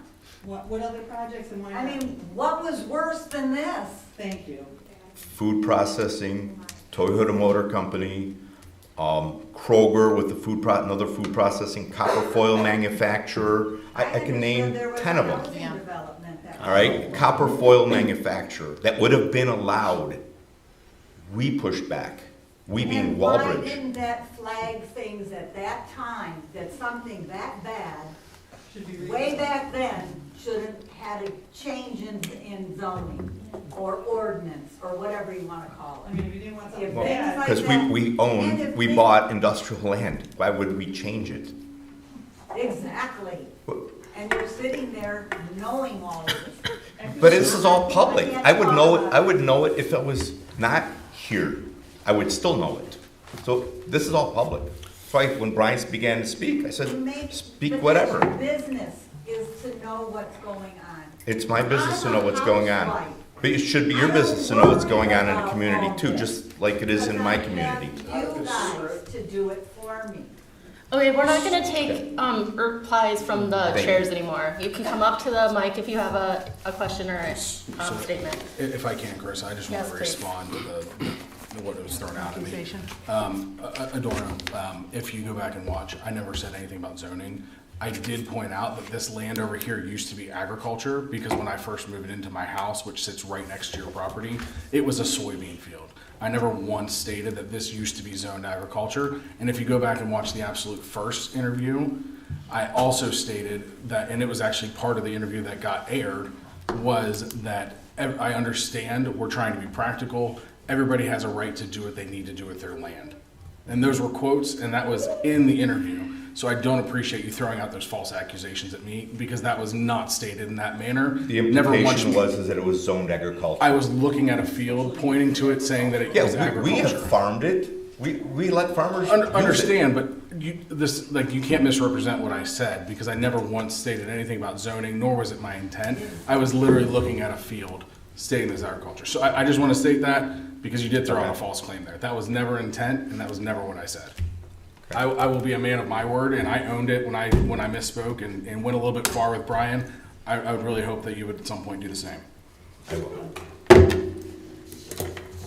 Okay, Elisa, do you have a treasurer's report for us, please? Can I jump in for 1 second? I apologize.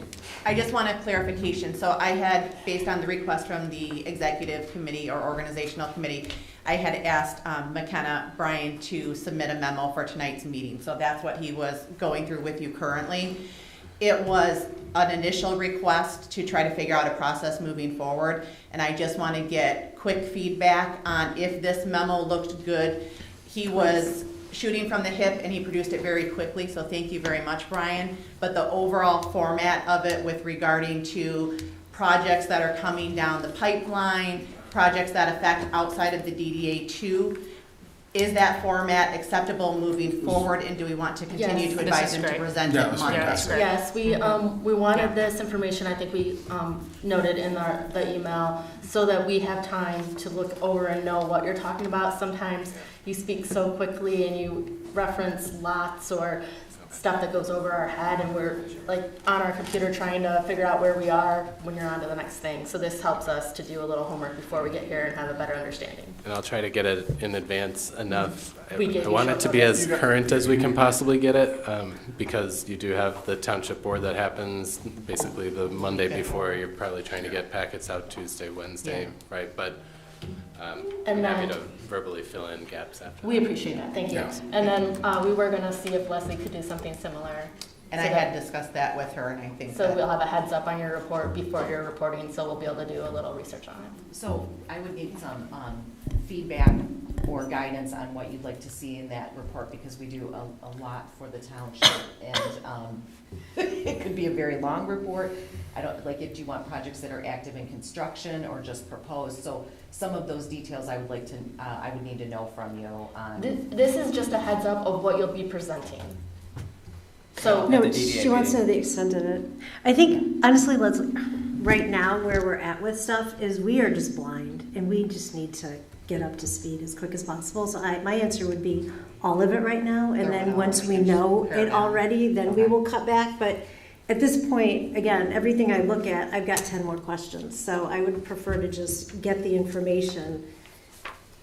And I think a big factor in that, to try to get some clarification too, do you want outside of the DDA district too, so you're aware of what all is going on in the township overall? No, it's Just absolutely like- huge what you taught. Like, Okay, I so perfect. appreciate you doing the entire township for us. Thank you. Yeah, you don't have to give, we want to go home, but, you know, you can just mention. Sure, because we could be here all night if I just told you Right, about so the last week. Yeah. don't tell us, please, yeah. Sorry. All right, so the 2-minute treasurer report. Okay, I also want to make a clarification, because people keep saying that we are doing a project audit of engineering and the planning commission. We are not doing anything with the planning commission.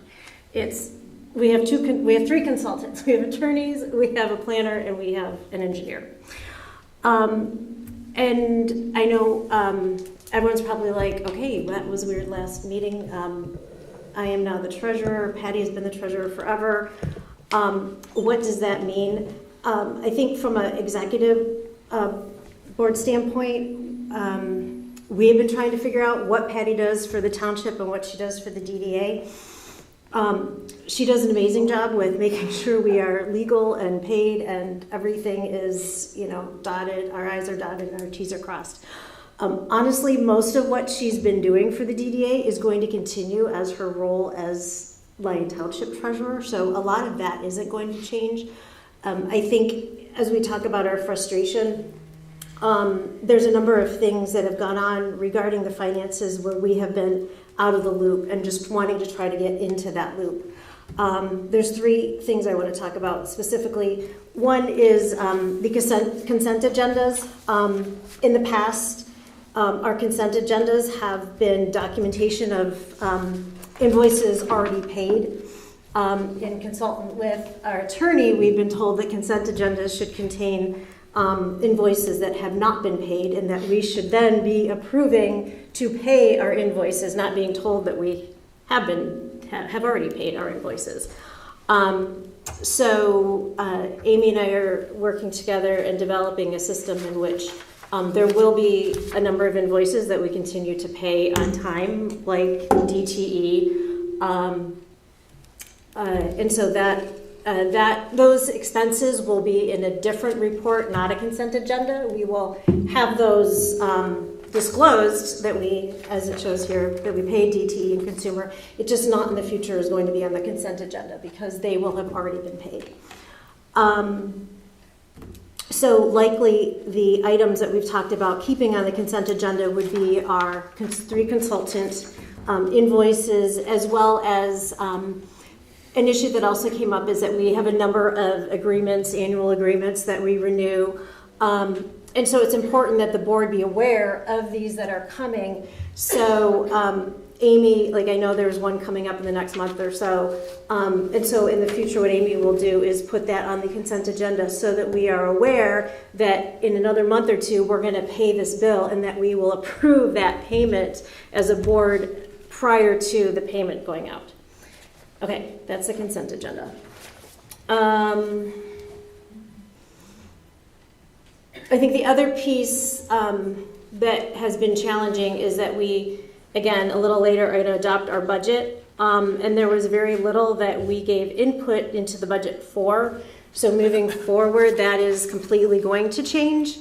And so again, you know, what am I going to do different from what Patty does? Patty does a lot of administrative treasurer work. And I think I'm going to be a bit more liaison and communicating and making sure that we as a board get the financial information that we need to understand what we're paying and all of that in a nutshell. Okay, the last piece I want to talk about is, I know we're going to, well, do I do it now? We're going to approve the CES. That's in a later. Okay, so I will, talk about CES invoices later. All right. I kept it under 10 Thank you. Any minutes. questions for Lisa? All right. Economic vitality, we did meet last week. We actually went on one of our industrial business visits that we'll be doing quarterly. We went to Universal Load Bank, ULB, and got a nice tour there. Very nice facility, learned a lot, and it was a little terrifying with all of the power that's there, and kind of, I have a little phobia of electricity, so, but it was good. It was a good experience, and we had a big group, and we actually invited the design and appearance committee as well, so there was a lot of us that went to that. After our tour, we came back to hold our meeting, which we also had a special guest speaker from Small Business Administration come and talk to us about possible financing for businesses in our community and other resources that they have to offer. So we're always looking for those opportunities to connect businesses with resources and other businesses.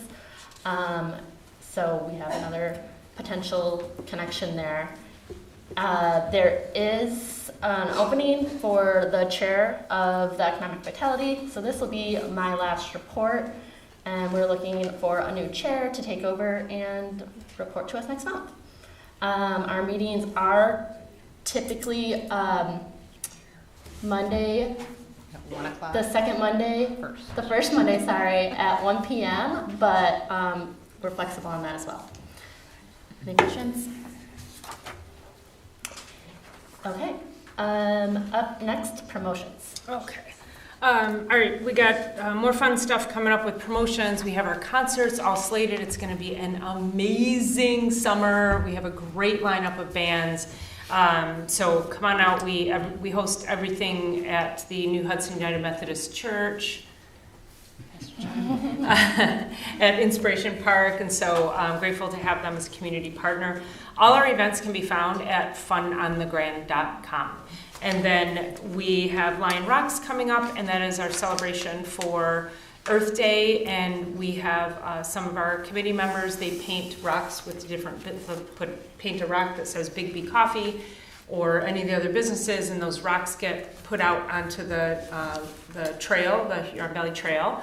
And then we encourage people to go walk, find the rocks, and then they go into Big B and they get a prize. So it's just a way to get people out on the trail, and then also to stimulate some business in our community. That is April 18th, I believe.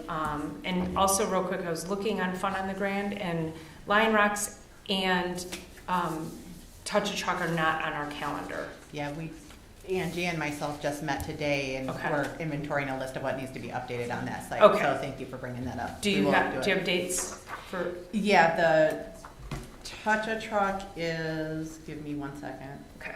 I have it here. It is June 24th, 11 a.m. Beginning time, I believe, till 2, and that is going to be at Lowe's again this year. Okay, awesome. Great event, great family event. Get all your kids, go to that one. We are looking at upgrading or updating our Lighting Up the Grand, which is our signature event. And I've been targeting and finally got an introduction to the president of a company called Blue Water in Wixom. And they do the Glenmore Trails. They do all these really big, super cool interactive lighting. They also do a Halloween trail walk. And so I am in the process of putting an email together. I spoke with him last week, and I'm putting an email together with him that just talks about all the different things that we're doing with that event. Our numbers, what we attract, how long we've been doing it, and do you have this on PDF? Yes, I do. Okay. And we're going to be sharing that through social media upcoming soon too. Okay, send this to me so I can add some of this data to my, yes? I just looked at the Fun on the Grand calendar. They're both there. Lion Rocks and Oh. Touch a Truck are both there. Okay, I'll have to show you mine. At funonthegrand.com? Yeah, Yeah, it's there.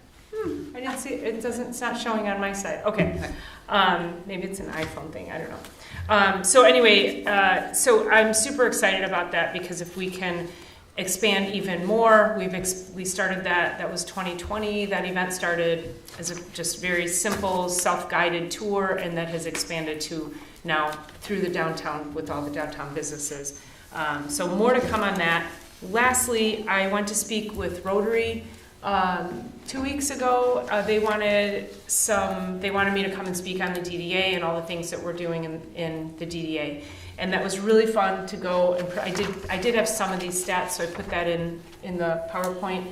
I would say I put together a pretty nice slide deck, so if anyone wants more information or would like me to come and speak to a group on the DDA, I now have this great slide deck, or if anybody on the board gets invited, I have a slide deck that I can hand over to you, and you can use that and tweak it. So that was really fun.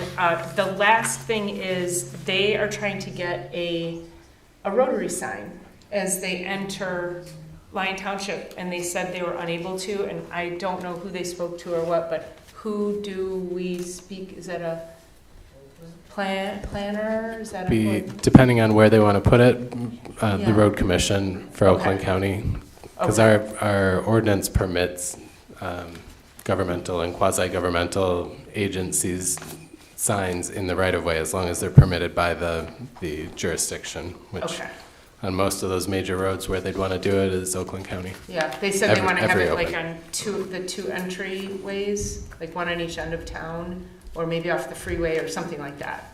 Well, now would be the time for them to have that discussion with the road commission for sure, especially as they are developing plans for the Kent Lake intersection at Grand River to tweak some geometrics there, so they could find a good spot for that. Okay, so have them speak to the road commission. Okay, that's all I got. Thank you. What about the winner of the Poor War? Oh, winner of the Poor Wars. That'll go in Amy's report. Oh.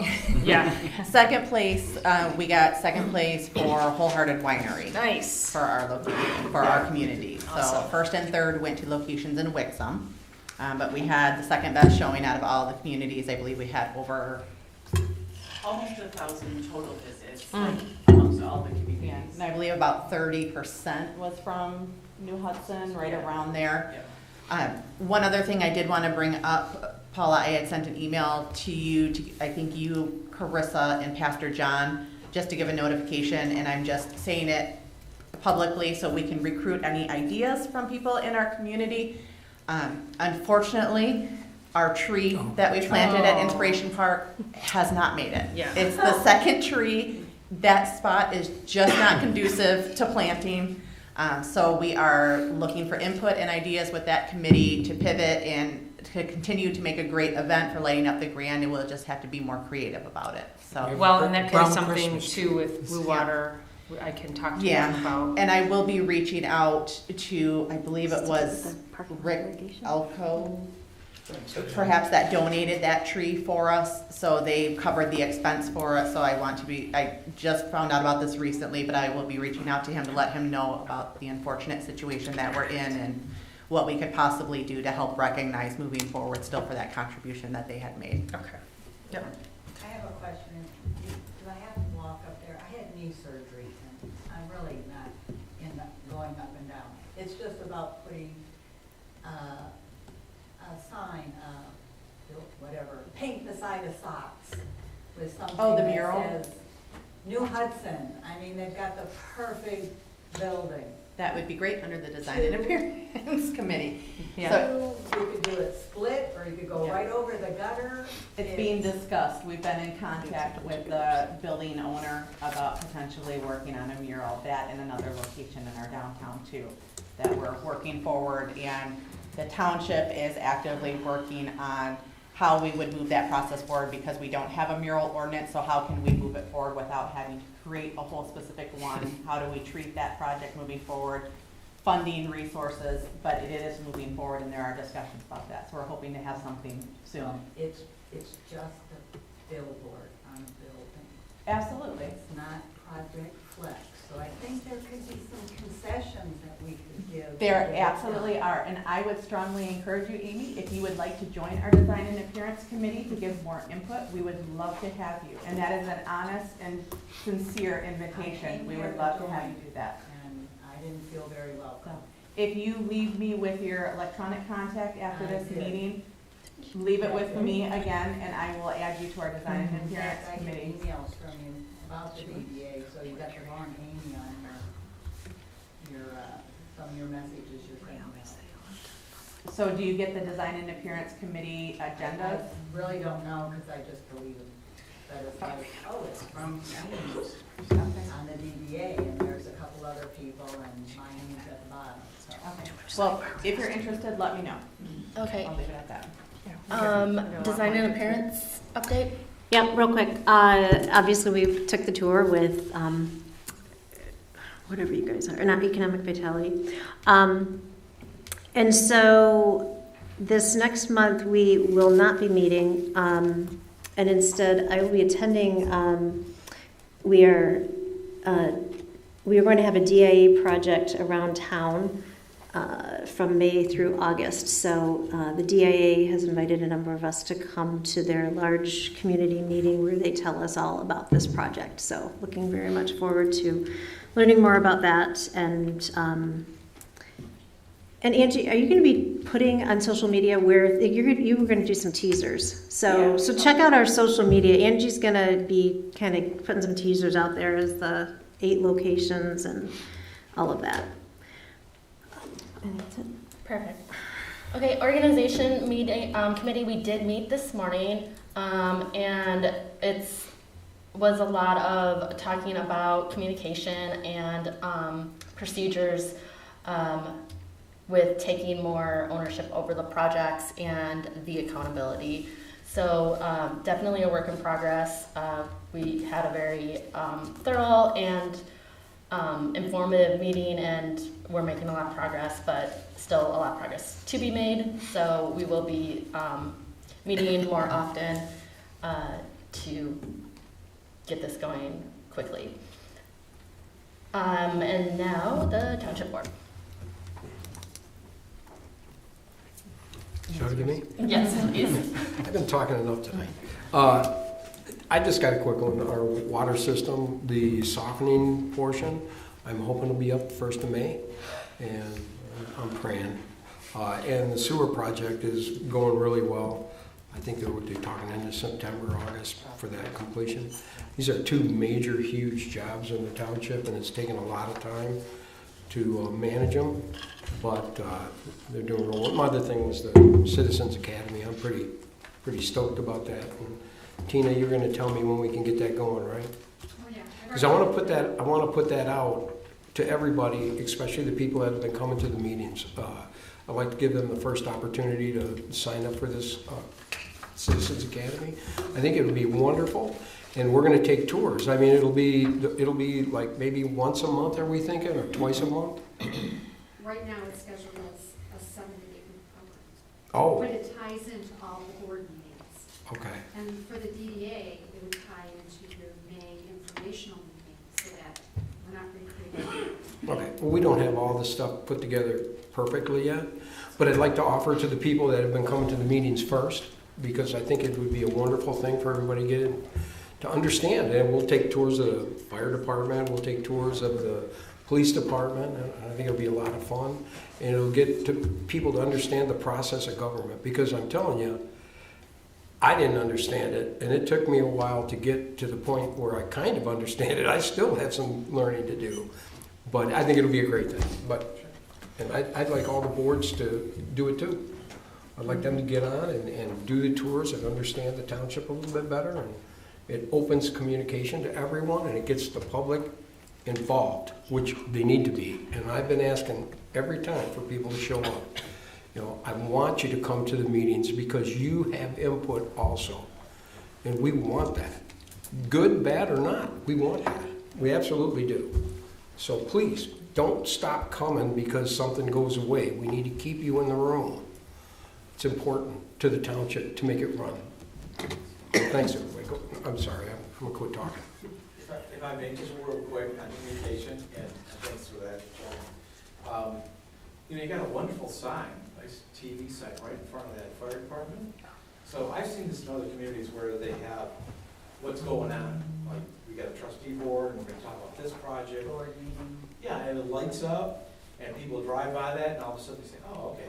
Yeah. I think it's more of a push, because, I'll speak for myself. I didn't know about all the Project Flex stuff until I spoke to a buddy of mine who got it on Facebook, and I'm not on Facebook, so I'm one of those odd ones out, right? I have to stand for social media. Anyhow, I think if you push that kind of communication out, now I know where to go. I just have to learn how to navigate the website, because there's a lot of stuff out there. There is. And, that's on me, but I think, being somewhere in the middle, I'm going to say this in a public meeting. I've met some of the nicest people that we started out very aggressive, very mean, but they turned out to be very nice people. And I think the majority of our township is super awesome people. And I've said that over and over. But That's why we're fighting. well, things get emotional, and I get that, and that's okay. I mean, we work together as a township, we'll overcome things. I mean, one against the other doesn't help, I'll tell you. It just makes it more spirited and hateful, and people not wanting to do things for others. I think we need to work together, everybody in the township. That's why I believe these citizen academies will get us closer and get the people that are elected closer to the people who are the residents that they work for. So I think it's a great thing, and it's going to be new to the township, and I'm excited about it. I'm really excited. Okay. Sorry, I talked too much again. No, you're good. Thank you for that. And Amy did provide her report in writing as well, so that's online if anyone wanted to look at it, because she does talk fast, especially when it gets later. So let's go, Amy. All right, our construction value reports, I just wanted to update you. We've had some commercial alterations totaling just over $800,000. A large majority of that, over $750, is the Walmart remodel that's happening right now. So if you've been over there, you notice everything's changing locations. And then the work that's being done at Hudson Trail Plaza. So they're redoing the facade over there. I wanted to make everybody aware and just serve a reminder. I'll be sending out a notice tomorrow, but the April meeting has been canceled after the start of the year. We realized there was a conflict. I'll be in attendance at the Main Street America Conference. So that meeting will not be taking place.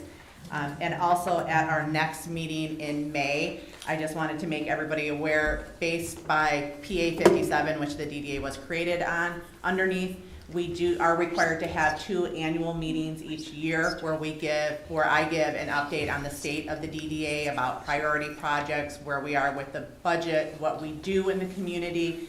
So the first one is scheduled for the May meeting at 6 p.m. So it'll actually be incorporated into the agenda for that night. So that was requested by the board last year so they could be made aware of what happens at those annual meetings, because usually it's just me sitting here with maybe one member from the public. So I'm very excited to be presenting that in front of everybody. Also, I wanted to make you aware that the Oakland County Economic Outlook Luncheon is coming up on April 22nd. I believe I had sent a copy of the flyer to the full board to see if anybody was interested in attending. I attended that last year. They have an informational update that's given, forecasting what they're expecting in the next couple of years. I would like to be able to attend that if possible. I think last year, Carissa, did you attend that with me? Yes. Okay, so if anybody's interested, please let me know. And Brian referenced in his update what happened at the Planning Commission meeting. Was that last night already? Okay. The ordinance that that the township is looking at initiating, I just wanted to let you know copies of that ordinance draft were on your desks or tables tonight. So definitely take a look at that, and I encourage you strongly to submit feedback to Brian so that it can be incorporated into the discussion if you're not able to attend the next Planning Commission meeting. So you have an opportunity to look over that. And then I'll just highlight a few things that were in my director's report. And this is a work in progress. So offline, if anybody wants to communicate with me on what this looked like, if there are suggestions on how to improve this, to give you additional information that's requested, let me know and I can edit this moving forward. But Noble Restaurant opened. We're very excited to welcome them in the community. Angie and I had an opportunity to go over there for lunch. It was fantastic. We shared some images on social media. We also met with them about their facade improvement grant submission, and that's on the agenda for later tonight. At the Township Board meeting, Kickstand Brewery was awarded their liquor license. So they are hoping to open, I believe, tentatively in June this year is what they're looking at. They are taking over the old draft course building. I had the opportunity to go for present a tour of the Rice Street building with our Oakland County Main Street Historic Preservation staff members. They feel that there's a possibility that that location could be one of, they're called kit houses, that were produced by Sears, and I believe there was another company that did them. But you basically ordered your home, they sent you the materials, you followed the directions and created it. We weren't able to find any stamped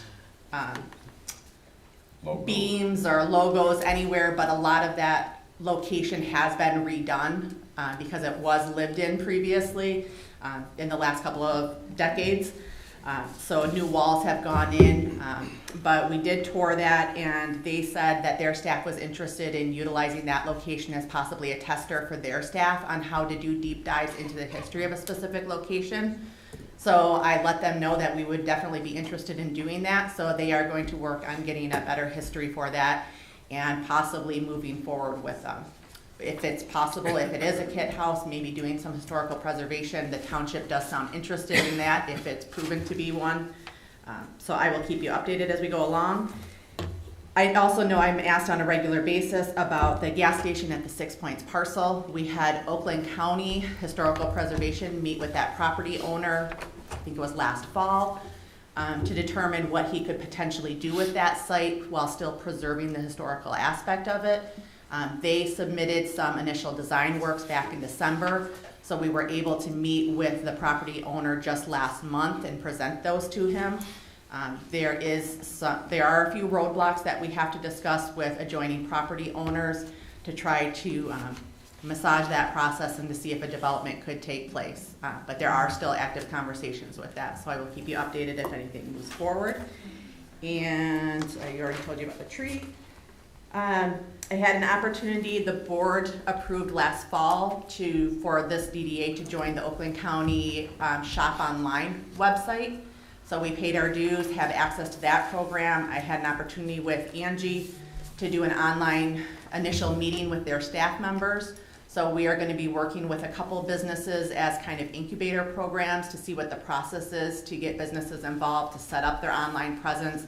And I believe Paula has volunteered to be one of those incubator businesses. So we'll be doing some online training in the next month or so and hoping to have something online in the next couple of months. Our next touch truck meeting is coming up on March 17th. That'll be at Lowe's, so if anybody is interested in attending, please let me know. I believe it's at 11 a.m. As Elisa mentioned, we have a meeting at the DIA about our Inside Out program. That'll be taking place on April 9th. I'll be attending the Main Street America Conference April 13th through the 16th. So thank you to the board for their support and my attendance to that.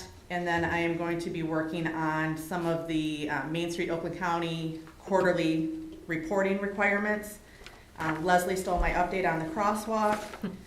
And then one last thing that I wanted to mention to the full board, that funding that we did receive through Senator Slotkin's office years ago for the design work, engineering, soft costs for the Ring Road. That portal has been updated through the help of CES.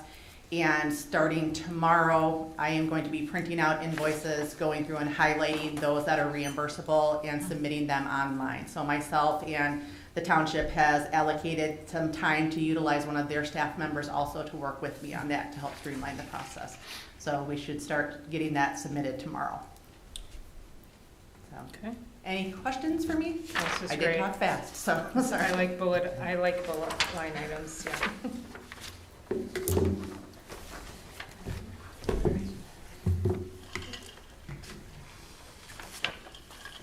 I think that should be adoption, not acceptance. Okay, so under unfinished business, we are discussing the potential, we think maybe it's adoption of the 26 fiscal year budget. It's been presented both ways in prior years. Okay. So however you want to move forward with it, whether it's acceptance or adoption, I don't know that there's a determination on how it has to be. The organizational committee did discuss this as well this morning. It's already And so I'll be, unless there's Receipt of any your further adopted discussion, looking budget. for a motion to accept or adopt that budget. Adopt? Is that what? Actually, she's saying it's already adopted and it's actually receipt of the adopted. So they could acknowledge receipt of their adopted budget that got adopted in December by the board of trustees. Based on PA 57, the township or the overseeing municipality has to adopt it, but then the language that I saw said that the DDA group has to accept that budget. That's why I've said receipt or accept. Okay, You so- could use that word. So we're now accepting. Yep. Okay. Acceptance of the budget, approved budget. Yep, that's what I have in there, so we'll go with that. So we need a motion? Yes, please. Okay. Do we need a dollar amount? No. Okay, so I'll make a motion to accept the adopted budget for 2026 fiscal year. Is that the right languaging? That'll work. Okay. Second. Okay, all in favor? Aye. Any opposed? Okay, motion carries. Next up under unfinished business is the adoption of December 2025 meeting minutes. And I know that we did get correspondence from CES of some additions. And again, we discussed that at our executive meeting this morning. So I know that we want to include those, and I don't know if there's other changes as well. What are you talking about? The minutes from December. And Did you submit some? Yes, it was in the memo. I guess requested we- that Mike and I the discussed it. December meeting minutes reflect the presentation that I gave on the Southeast Ring Road because it was 9 years of history and giving that background. So that was my request to Chairwoman. So what you're amending it, or? I'm just requesting, I can't amend it. Right, we need to make the Board motion action. to add it. I'm just requesting that. Do we have a recording of, how do we? There is a recording. Well, this is the challenge I had, because I was listening to it this afternoon, listening both to the Project Flex piece and to your piece. And there's just so much detail that, I mean, your description was about 3 or 4 sentences in the version of the minutes I was read, and, you know, Mike, I think it wasn't even correct, where Amy from Project Flex says that she was going to invite Veris, but actually what you said was you were going to talk to Adorno about inviting Veris, so, Is that regarding December? yeah. February? No, this is December. We didn't discuss Project Flex. Yeah, we I did. recall. That was the whole point. The original minutes didn't say anything about it, and we did, under the planners meeting, It who, was backwards. there was, Yeah. it said in the original minutes that there was no report, Yeah. and there I see, I wasn't, gotcha. but then we did actually have a discussion, and so so which minutes are we even So for this talking about? one Are we is- talking about approving the second version? We're talking about the second version that Okay. was submitted at the February meeting. And it was my understanding that not everybody had time to review that, so we wanted it tabled again so everybody could review. In Leslie's memo that was included in all the board packets, she had requested on page 2 that at the December meeting, she provided a detailed review of the projects, and she was asking for the following to be added to the December minutes. So the language that she wanted or requested to add is in your packets under the memo. So that's all she was looking for, was before they are officially adopted, to include those, so if anybody's going back to look at the records, that's included in there. Just, what is the purpose of these minutes? Because they're basically a bit of a summary at best, but they really don't, most of it's not there. Now that we're recording, I guess it doesn't quite matter, but is there a way to do that? So does recording become part of the record now? Well, you're live streaming now, so it'll be out there forever. But your official minutes are the ones you approve. And they have as much or as little detail, but they have to record your actions that you take, you know, on each agenda item that was publicized. But beyond that, it's totally the board's discretion how much detail you go into on each item. So we had talked specifically, and I know it was a concern, that there wasn't a lot of detail in previous meeting minutes, and we can't retroactively do anything to update those minutes once they're approved. So this was just an additional effort to ensure that December gave some more information to that meeting and some more detail, along with the draft that April had presented to us for that last proposed meeting. And we actually, didn't we at the last meeting decide that we were not going to destroy that recording? Correct. So, Yep. So moving forward, from December on, we will always have a recording of the meeting. Yeah, and I mean, Absolutely. I have no objection to, like, Leslie's presentation was great, it was very helpful in getting, kind of kickstarting and understanding. I have no problem including that, and as long as we are no longer destroying any of those audio recordings, I have no objection to it as is. Then I would just ask that the board make some sort of motion approving the minutes on the condition that the language requested by CES be added into the official minutes, so that April has direction to update that and doesn't need to come back for another approval next month. Yep. So I'll make a motion that we adopt the December 2025 meeting minutes with the inclusion of the documentation that Leslie presented to us from CES. Support. All in favor? Aye. Opposed? Motion carries. Okay, and now the acceptance of the January Rosati bills totaling $1,716. We'll take a motion, or make a motion unless there's discussion about this. I think we already discussed, so. I'll make a motion to accept the January 2026 Rosati bills for $1,716.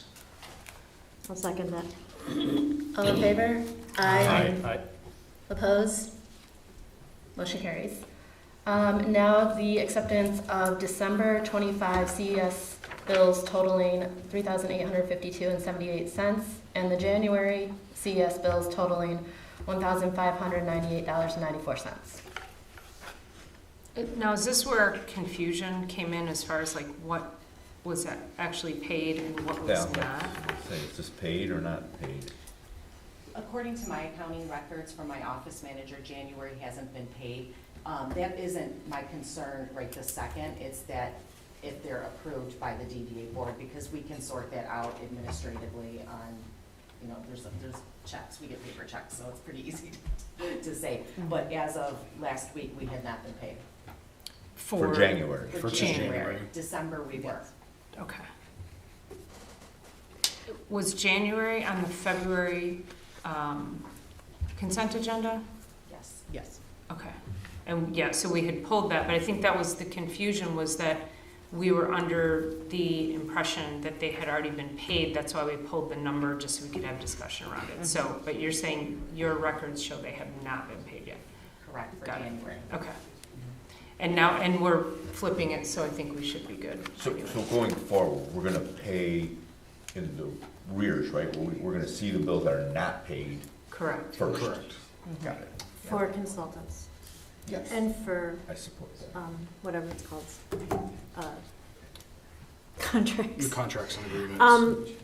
So I'd like to make some comments about the CES bills and everything, and to help you guys understand what's going on. In our budget that we just accepted, there's kind of 5 different places where things get billed for this construction projects. Oh my gosh. One is You can turn it up. He said don't point it up, but I don't know, maybe. So one is capital improvements. Don't talk louder. Sorry. Capital improvements is where we have drains and other projects, and it's about 3-point-something million of our $5.6 million budget. And then there's the CES, or not the CES, but the engineering categories, of which we have 4, which are meetings, drain, ring road, and other projects. And so, again, I have not had time to review everything. I've been looking at 23 to present and did a deep dive into the last 6 months. And so what I can see is that the way that the DDA is taking CES's invoices, CES is determining which bucket of those 4 that it would go into, and only using meetings and ring road. So although we are doing drain work and we are doing other projects like the New Hudson road abandonment, the road abandonment's been going into meetings and the drain's been going into the ring road. So Amy and I are starting to discuss how we are going to move forward to deal with this data so that we can, in the future, know where we are with projects. When we look at just the last 6 months, we have worked on like 30 different projects with CES. And so there's kind of main categories and subcategories, and, you know, with acquisitions, all the 10, 11 different people that we're working with. Really would like to know, with all of those projects, what have we spent so far? Where are we? What do we still need to do for that? That's where we're going to get to over the next few months. We are not, right now we're kind of figuring out even what our categories are. So I just want to use these 3, right now, these 2 bills to kind of discuss a few things. In terms of the December bill for $3,300, it actually was $10,000 of expenses. And so Leslie, can you explain to us, you said that you guys wrote off the $6,300 because you were over? You're talking about invoice 12012, correct? I don't have the invoice in front of me. It's regarding the culvert design. Yes. Yep. Okay, so yes, the invoice that's in the packet shows all of the time that we billed. Based on that lump sum, we went over our internal budget. That's why there's a deduction at the bottom of the invoice. So I wrote off almost $6,400. And so when you're talking about your, what'd you call it, your internal budget? Yes. When you were giving us that presentation in December, you had accepted, additional, and yes. Whatever, out of scope. So what you're saying is that for the accepted, you hit the limit, and then beyond that, you're writing off? Is that, or am I? Yes. Okay, so I am color understanding that design, correctly. yeah. Okay. Legal required some additional modifications that we did not anticipate, so we completed that work, but we went over what our agreement was for that line item. That was one of the additional design services. So actually it was an addition, so yeah, that's right, it is under additional services. Design, though. Okay, The so, point is, I ate it. no, wait, but it'd be helpful that, no, but, because what I'm seeing is that there are no more approved services and everything is additional. Is that because we've run out of approved money and now everything is additional, or is it just the projects we have currently left are additional projects and we've done all the approved That's right. parts? And so this was one of our additional pieces. Of the design. So Okay. the design for the road is done. It's submitted, I stated that in the letter. Amy Yep. has a copy of the plans, but we do have we have three, but I'm gonna put Eagle separately, because that is additional services dealing with the wetland, okay? We'll probably need to talk about this more when we meet and get into more of these details. But, losing my train of thought, I'm sorry. The plans themselves though, like your water main is designed and permitted, the sanitary sewer is designed and permitted, all the grading plans are done, the maintaining traffic plans are done, striping plans are done, soil erosion is done, everything is done. But the road commission could come back on the cross-section of the road, which we should talk about anyway, because it is pretty minimal, what's proposed for this road. But it meets what we think they will accept. They could come back and say, no, we're not gonna approve what you have. You need to go to 9-inch or something like that of asphalt. So I'm waiting for feedback on the road commission and WRC. We had to design pretreatment structures. That's been submitted to their office and we haven't heard back from them yet. Eagle wetland permitting is getting really complicated because of some of the studies, and so we'll talk about that separately. But you have your water and your sewer permit, and Amy has a copy of the plans and the bid documents. So when it's ready to go out for bid. The only thing that we've got to do on the bid documents is put the final quantities, but I don't want to do that until we get the permitting agency's feedback in case they change anything, because we'll just be changing stuff over and over again, so. So the base service of engineering is done. Yep. The additional services that we've been talking about are things that were never in the scope to begin with, because the projects like this, they're very complicated. Your streetscape's gonna be similar. Design is one thing, but acquisition meetings, working with the appraisers, working with legal, all of these other components that are necessary, we don't build it into our design budget because a lot of the time is unknown. We don't know how many meetings it will take to acquire property. We've had one property on this project that took the most time out of any because there was an issue with the legal description, and we're not done with that. That's not resolved even though the acquisition was completed for that parcel. So that's one example. Utility relocations. I have no idea what utilities are gonna need to be relocating when I give you a proposal for design, and certainly not coordinating with AT&T and DTE is included.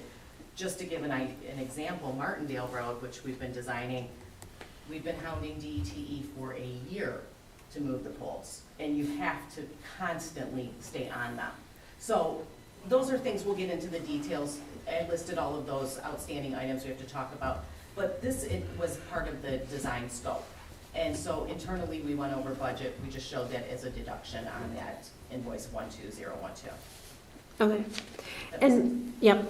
And so, just for the board, moving forward, although we have this drain bucket and we have this ring road bucket, Leslie's been putting drain stuff into the ring road bucket because it is part of that project, and we likely will continue to do that. We just, right now, unfortunately, only have two numbers, how much we spent in meetings and how much we've spent in Ring Road, which are pretty much meaningless because it doesn't give us any specificity. So we're going to be working to kind of define some of that specificity. So some of it will be stuff that I'll come back and kind of ask you, okay, what was this? I was able to figure out some of it, but some things aren't clear. So again, I think for this, for the December, we will be leaving as is and leaving it put under the ring road versus moving all of that culvert work into our drain bucket. And then for the January bill, it was pretty much HUD funding Which, what is it? I think when I look at all the numbers, it's over, what is it? I don't know, like 1,300 or something that we've spent on HUD funding. And that's been Leslie figuring out how to access the portal, how to do the reports, and kind of getting Amy to that speed. So moving forward, we should not, as you said, have that stuff unless she's needing your help. Right. Correct. And then with the utility coordination they had discussed last time. So again, we're going to be putting utility coordination into a different bucket so that in the future we can know what we've actually spent there. So I have no issues with approving these two. Did you want to make a motion then? I make a motion that we, where is it? Accept the bills for December totaling $38.52.78 and January 26 totaling $15.98.94 for payment. Second. All in favor? Aye. Opposed? Motion carries. Now we're under the new business acceptance of the February CES bill totaling $4,337. Do you have any? Can you clarify for us the Eagle permitting? Because I know it mentioned kind of Walbridge. Is that the wetland and floodplain permit? Is that for the drain project? No. Okay. That's only for Ring Road. Anything that has been related to Walbridge's project has been billed to Southfield Business Park West, which is their project. Okay. Not here. And so again, yeah, that's the although that is that the drain or is that the road? For Eagle permitting? Yeah. That's related to the floodplain and the wetland permit that Okay. you need for the Ring Road. For it particularly is the road, okay, and not the culvert. Okay, thanks. There's a couple of things that I recommend that we just accept this conditionally. I'm doing some administrative changes, and so Leslie, we'll Amy and I will talk with you so that we kind of get future bills done in a way that we can actually categorize things. There was the one expense that she had clarified that was a New Hudson Road abandonment on January 15th that didn't state that, so we'll need that updated. And then there's two different, in January we have HUD funding, and in February it states grant, which I think should clarify, I think in the email that she sent to you asking my question, that was actually HUD funding as well. So we'll want to make sure that we just are consistent moving forward, putting everything into the proper buckets and subcategories so that we can easily retrieve the data. So will you want me to revise those? I will, yeah. Invoices? Okay.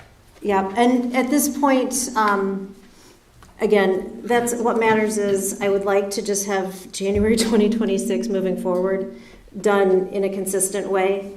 I don't know that we're going to deal with the past. I'll probably have to just do that on my own. So if you provide me with what categories you want things. Exactly, yep, that's. Then we can make that revision. So if it's possible, if you could mark up this invoice packet and send to us, we'll make those modifications. We have to do that before we enter payment into our system. We won't be able to modify it after. Good to know. Okay, perfect. Okay, so I think there's a motion with the contingency of changing the class Administrative specifications. changes. Yes. So I'm looking for support for Lisa's motion, please. Second that. Did you have a different? No, comment? I think we. Okay, perfect, thank you. All in favor? Aye. Aye. Opposed? All right, next up is, We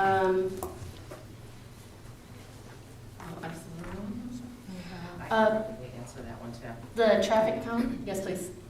So when we designed the road, we proposed a cross-section of so the cross-section of the road is how much asphalt on how much aggregate. Basically, if you cut the road in half, and you looked at one side of it, you'd see the thicknesses of each, and we specify this in our plans. When we submitted that to Oakland County, They required us to engage a traffic engineer. That's who GHD is. GHD performs our traffic analysis on our projects. And there's a lot of reasons we work with them, but they've done a really good job. And what they did, so the county wanted to know what were the traffic projections for the Southeast Ring Road for 2043, so that the cross-section was thick enough with a certain number of truck traffic expected versus vehicular traffic, okay? So GHD recommended, rather than do a full traffic study, which probably would have cost 40 to 50,000, that we work with SEMCOG to run some models, and then they do some extrapolation, so they'd have some time on this. That's what that bill is for. We've sent that information after we had that analysis. That was part of our submittal to the Road Commission. We haven't heard back yet, but they helped us through that process. That was a requirement of the Road Commission. So this would be in place of having to do the 30 to 40,000 traffic study? I hope so, but we don't have an approval yet either, so we'll see how the Road Commission, what they come back with. Okay. And the road is a Class A road? It's required to be, and that's what prompted the calculations for the special designation. So and it's not even a Class A, it's really an all-weather road, because one of our property owners needs an all-weather road to be able to access their property. And he's here, so I don't think it's a secret. And that's what prompted that analysis. The Road Commission's like, no, we're not approving an all-weather road, because you can't approve, they will not designate one section of a road as all-weather without the entire road being built to that, or that segment anyway, to that standard. Does that make sense? Mm-hmm. So that's what prompted the requirements of, well, now we want to know what your traffic counts are, we want to know what projected truck traffic for 2043, and that's. As if the road's gonna last till then? 17 years. That's what it was spent to, you know, hopefully it goes soon. Are you gonna project Project Flex in that? Yeah. Because you're gonna have a whole lot of street trains rolling by. and that's You a won't lot of though. truck traffic. There's no truck traffic on Milford Road for Project Flex, it's only emergency. So, but they did look at land uses, et cetera, when they did that analysis. But that's what that bill is for. So those are some of the bills, for example, that were listed in, I forgot what color box, the pink, that were costs but not paid to us. Okay, so we're looking for a motion to approve that bill then. So moved. I think you got a motion first, right? Hmm? You have to make the motion first? Or I'm was that moving. you're moving? I'm the moving Oh, what you're she moving the said. motion, okay. Second. I don't know the lingo. All in favor? Aye. Opposed? Motion carries. Amy? Oh, Oh, sorry. We did that, yeah. Okay, Amy, the budget workshop? There was some discussion this morning at our organizational committee meeting on hosting a priority projects meeting prior to the budget workshop. So that was after this agenda was put together. So I don't know if at this time you want to schedule that budget workshop or if you want to wait until after the organizational committee is able to have that priority project listing first and then schedule it. How much time do you need to schedule it, because it was going to be a public meeting? From the conversation this morning, was the project priority list going to be internal, or was that going to be a public meeting too? Oh, the project is internal. Yep, so I didn't know if you wanted to wait till that happened. I can have information ready for that, within a couple of weeks. Oh, but I'm still asking, how much time would you need for the budget workshop? For the budget workshop, to I give can proper have, notice?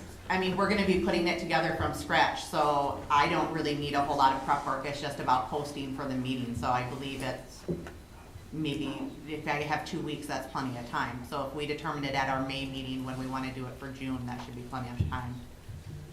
We tentatively plan on June, and we'll confirm a firm date in our May meeting. Yep. Okay. Okay. And then up again for the Main Street Summit. Did you have an update? Yeah, I just wanted to make everybody aware, and I had forwarded an invitation that Main Street Oakland County is holding its annual summit. It's an event happening on March 19th from 8:30 to 11:30. All of the other Main Street communities are invited. You're able to talk about what's going on in your individual areas, and it's also your opportunity to talk to Main Street staff about what they could potentially be doing to help make our lives easier as a local organization. So I strongly encourage, if you haven't been to one yet, or even if you have, this year it's going to be a little bit different. They have a facilitator that's coming in outside of the group that I believe will be working with us. So if anybody is interested in attending, please let me know. The registration was on the flyer that I sent you, so you can register on your own, or if you need me to do that on your behalf, just let me know. And this invitation was also sent out to the entire Lyon Township Board of Trustees, and trying to get some cooperation with them so that they're aware of what Main Street Oakland County is looking for in their goals too. So I believe we may have one member attending that meeting next week too on behalf of the township. So. And Angie, you're still here.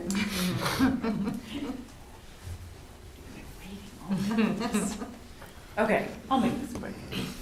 All right, just giving you a little bit of a social media marketing update. I started January 5th, so my goals when we started were just to increase some awareness about our events, support the local businesses, improve engagement with residents, create some consistent branding and messaging, and grow our followers. So most of this is kind of through the end of February so that I could have this ready for Amy. So just as an example, since I started, done about 46 Facebook posts, 38 Instagram posts, 7 reels, and approximately 400 stories. We do a lot of stories. I like to share, like if the businesses, the DDA businesses are sharing on their own social media platforms, I just kind of amplify that in our stories. So as far as engagement goes, the posts that do the best are business related. Everybody was very fired up about Noble, and so that post there was just announcing that they were hiring, and since I created this slideshow, we've done some posts about the fact that they were open, and those posts went completely crazy. And then also the event posts do really well. People were kind of into the Poor Wars. This I did include the March 1st. We kind of tally these numbers at the first of each of the months, so I did throw the March numbers in there. Just to show the growth that we've had on Facebook and Instagram since January, and obviously there's space there to see that, to track that through the end of the year. So hopefully all of you all are following the DDA on Facebook and Instagram, and I encourage the community to as well, just to be aware of what we're doing and what's going on. So something that I would like to talk to you about and propose is doing more business features. I just feel like when you look at what some of the other downtowns and DDAs are doing, they're doing a lot of, you know, popping into the different establishments and different businesses and different restaurants and things like that, just highlighting what there is to offer in the DDA. Like I said, those are the posts that do the best, and when we're sharing what the DDA businesses are doing, we kind of capture their audience, they capture our audience, and it is mutually beneficial for the DDA, for the businesses, just in general. So, you know, these are just a few examples of when we did, you know, highlight one of the local businesses, the cute little salad container from New Hudson Inn. That was Elisa's lunch. Yeah. Last meeting.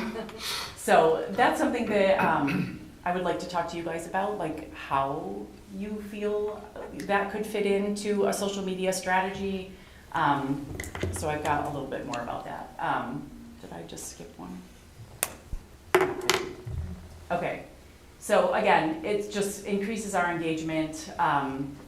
That people really like to engage in businesses that they're familiar with and learn about businesses that maybe they're not familiar with. So like I said, it's kind of mutually beneficial because we're kind of cross-promoting each other. So if they see that we're doing a highlight, they're going to share it on their social media, and that increases our visibility. So it kind of just boosts the algorithm for us and for them, and I feel like it's a good idea. If you look at, like, I was looking today at like the Highland DDA, Wixom's Plymouth, just like some of the neighboring, they are constantly pumping out either just resharing what local businesses are doing, or like I said, like walking into the businesses and just showing the community, like, you might not have known this store existed, you might not have known that this business existed, and being able to kind of amplify that. So one of the things that we talked a little bit about, though, is that, you know, there is an enticement for some of the businesses to sponsor some of our events, and one of the things that we do for them is shout them out on social media. But I feel like with sponsorships, they're also getting their logos put on, you know, physical printed materials. We'll share their websites and things like that. They usually get verbally recognized at like Music on the Grand and things like that. So I do still think that there's a benefit for businesses to want to sponsor events and also be able to do some business spotlights and highlights and more of that on social media. So again, just some things for you. I'd like to know from you what you all think, you know, what a good strategy would look like for just being a little bit more, have a plan, I guess, for making the community aware of the businesses that we have. So these are just some suggestions, doing like some weekly or monthly ideas, developing some sort of a rotational system, like are we highlighting restaurants, are we highlighting service type based alphabetical order, you know, like geographical, which is just the other day I went out and did just like all the downtown businesses. I literally just took a picture of the front of every business that we would consider to be kind of like in the downtown area. And I was surprised, there was like a lot. And in 30 seconds, you could see like, you know, 30 different businesses. Cool. So I feel like that's kind of a fun strategy too. We do have like a lot of little shopping centers and things, and it would be easy just to do like a clean sweep, but also a little bit more in-depth, you know, type of, let's really look at a particular business once in a while. So like seasonally, new businesses, things like that. So I would love your input about all of this. So here's my questions for you. Should we prioritize newer businesses, helping businesses that don't maybe have a strong social media presence? And that's like, I know, you know, some communities choose to really focus on the businesses that are already, you know, have a really established social media presence. But is there a benefit in, you know, helping some of those smaller businesses who maybe don't? Or we talked about this in some of the committee meetings, you know, doing a sort of training, I guess, for some of those businesses that are interested in learning how to have a more of a social media presence. I would definitely be willing to help that out. So again, like just input from you guys, what you think a good strategy would be, how you feel about that in general. Should we be focusing more on just events and business spotlights as well? Community improvements, you know, we talked about the hawk signal and things like that, and all making the community aware of the good things that we're doing. And then in terms of presentations like this, are there certain metrics that you guys would like me to focus on? And is there anything that's happening in the community that you would like me to do more of, you know, to be focusing more on? And that's it for me. My concern would be that social media features are one of the main benefits for the sponsorships. So I would want maybe this spotlight to also be given like an extra spotlight to a sponsor or something like that. Mm-hmm. And then as far as how it would work, I would suggest engaging the public, like maybe saying like, what is the business that nobody knows about that you love? Or where is your favorite place to get pampered? Mm-hmm. And doing a different one, you know, weekly or monthly, and then from those responses, that would be your spotlight. So that it's not us picking and having to determine fairness. Right. So in one of the newsletters that I sent out, I kind of introduced that there is a social media person now, and I invited businesses to reach out to me, like, you know, would you like your business spotlighted? nobody has responded yet, So so. I would say that would be a post as well. Like, do you own a business that we should highlight as a post and put like, or do you or somebody that you know own a business that we should highlight, and then see what engagement you get on that. And if someone keeps saying the same one, that's where Or you should tag go. a business we should talk to, or.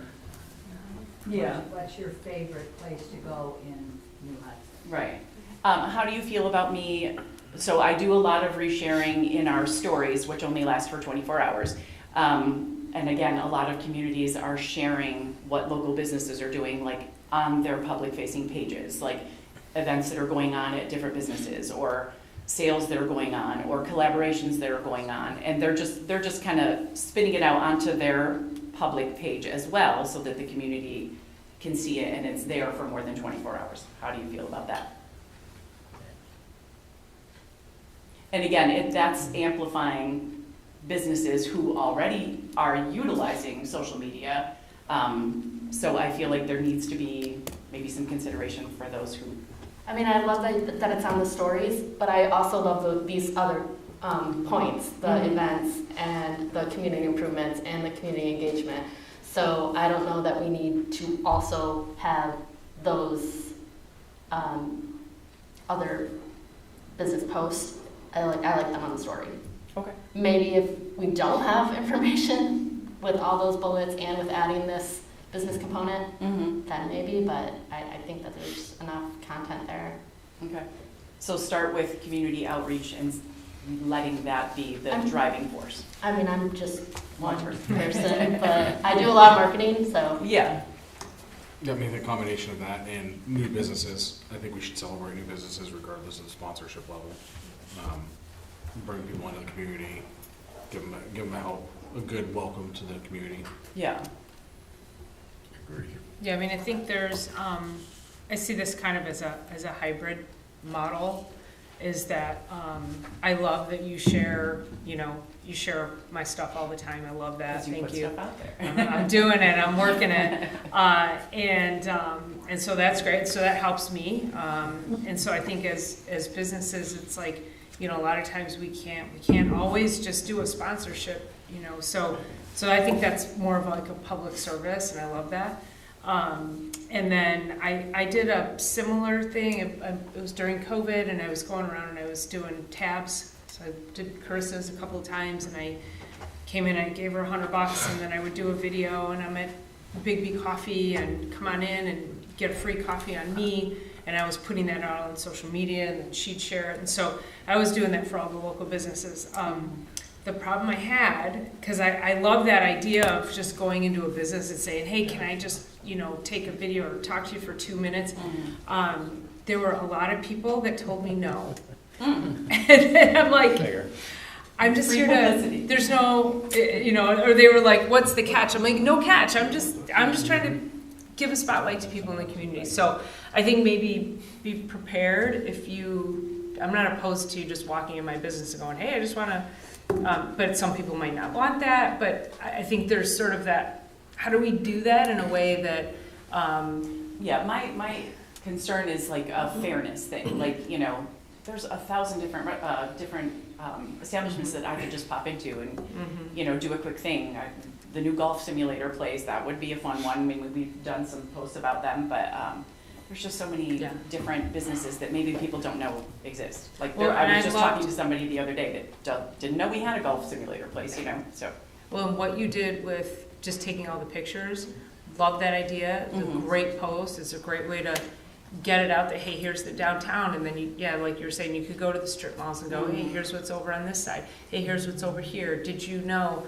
And so, I love that idea. That's a really good way to hit a lot of places without feeling, people that I'd getting left out. Yeah. But you could pick, because we talked about naming our corridors, Yeah. So that could be something we could, call it our Northwest Hudson area, or That would be really helpful, because when you get in an accident and you really don't even know where you're at. Just and quadrants. The police Right, are, yes, The police yes. are going, well, are you in South Lyon or New Hudson? I told her, I don't even know. This is my street. Yeah. You let me know where I'm at. Yeah, well, we'd have to teach people what we're naming it, but, no, I think this is probably, I don't know if we can get this strategy done all in this timeline. Yeah, I But wouldn't I expect, love- but just something yeah. for consideration, like Yeah. I would love some guidance, like how you would like to utilize me in a way to Yeah. amplify what the Love the DDA. expansion, even like when you come to committee meetings, Mhm. and even just spotlighting that, or, spotlighting a random volunteer or a volunteer group, or, I don't know, yeah, but you've been doing a great job anyway, so I love that. Well, this and when you have definitely- ideas, when something, like just email me. Okay, perfect, yeah, that's great. Thanks, Angie. Thanks, Angie. Thank you, Angie, great work. Tom said yes. And I'll say publicly, Angie's I don't. email newsletter I is don't have a Facebook account. so awesome. I've never had a prettier, more easily readable email newsletter. Okay, next up on the agenda is the fee reimbursement for Noble Restaurant. Yes, so I had the opportunity to visit with Noble Restaurant, and they submitted, I want to say a couple of years ago, for a facade improvement grant. Obviously, things happened, whether they were held up with building, but now they are officially open. They have their certificate of occupancy. So I met with the owners to discuss what covers reimbursable expenses. They gave me some initial receipts, but I'm still waiting for some detailed receipts itemizing some costs.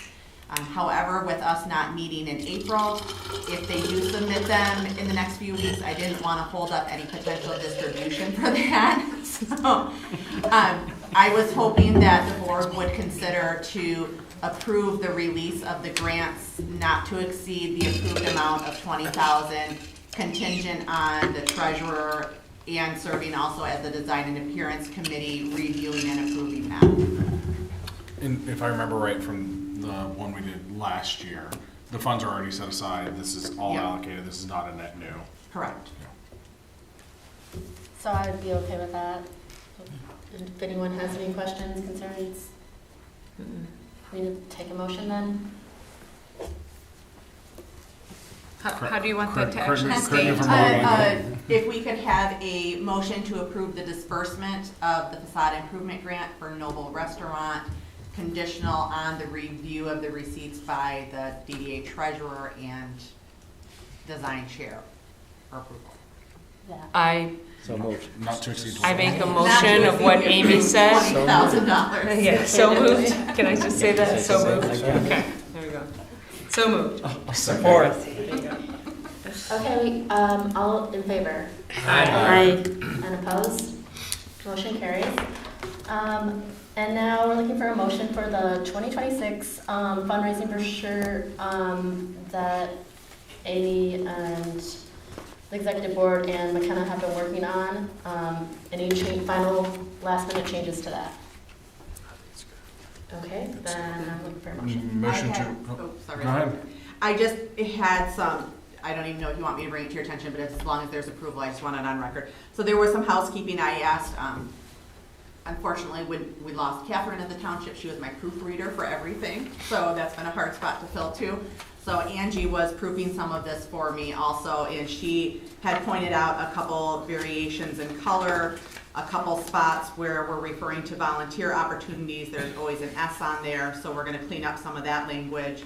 And misidentification of a business name, NLB, and then where we have volunteer information towards the end, it's referring back to some earlier language on page 19. So I just want to make you aware of, there are a couple little housekeeping changes that'll be added there too.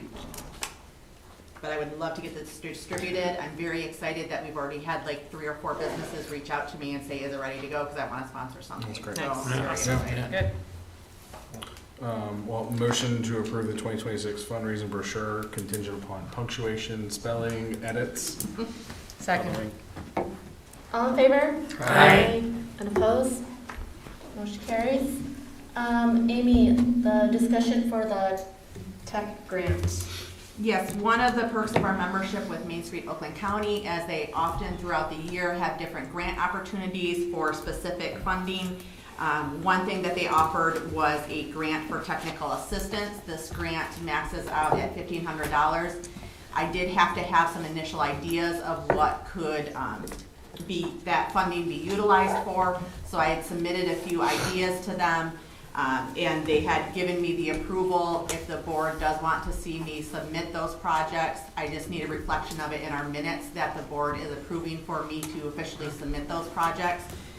Based on the categories and what qualifies as a reimbursement, some things that I identified were the retail conference that your chair and myself attended. We can reimburse, use those funds to reimburse for our participation at that training. Additional trainings can be utilized for it, but that's one that had already happened.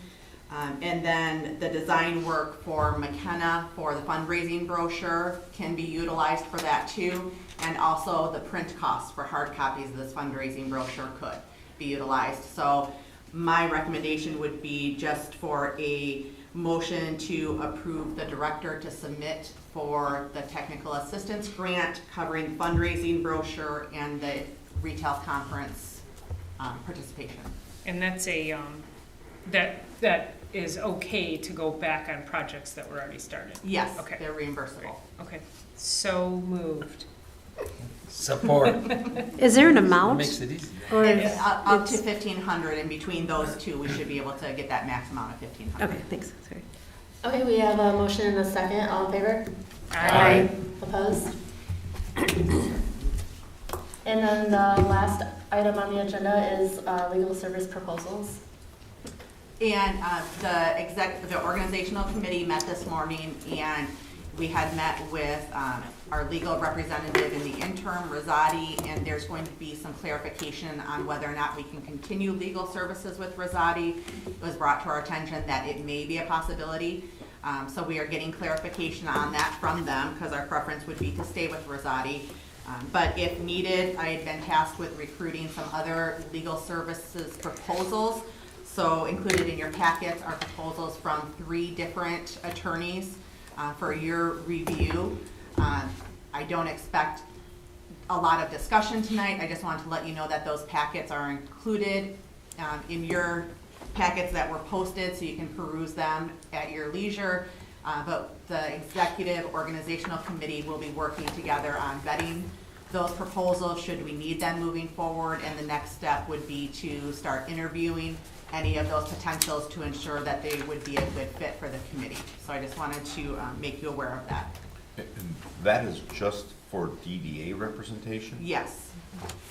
So if any board members that are not on the executive board have any input on these or are current, you can reach out to me or to Amy, and we'll take that into consideration when we meet for the next organizational meeting. Okay, so that is the end of the meeting, and I'm looking for one final motion, please. I will make a motion to end the DDA board meeting Tuesday, March 10th, 2026, or to adjourn. I'll second. All in favor? Aye. Opposed? Okay, and we still are live for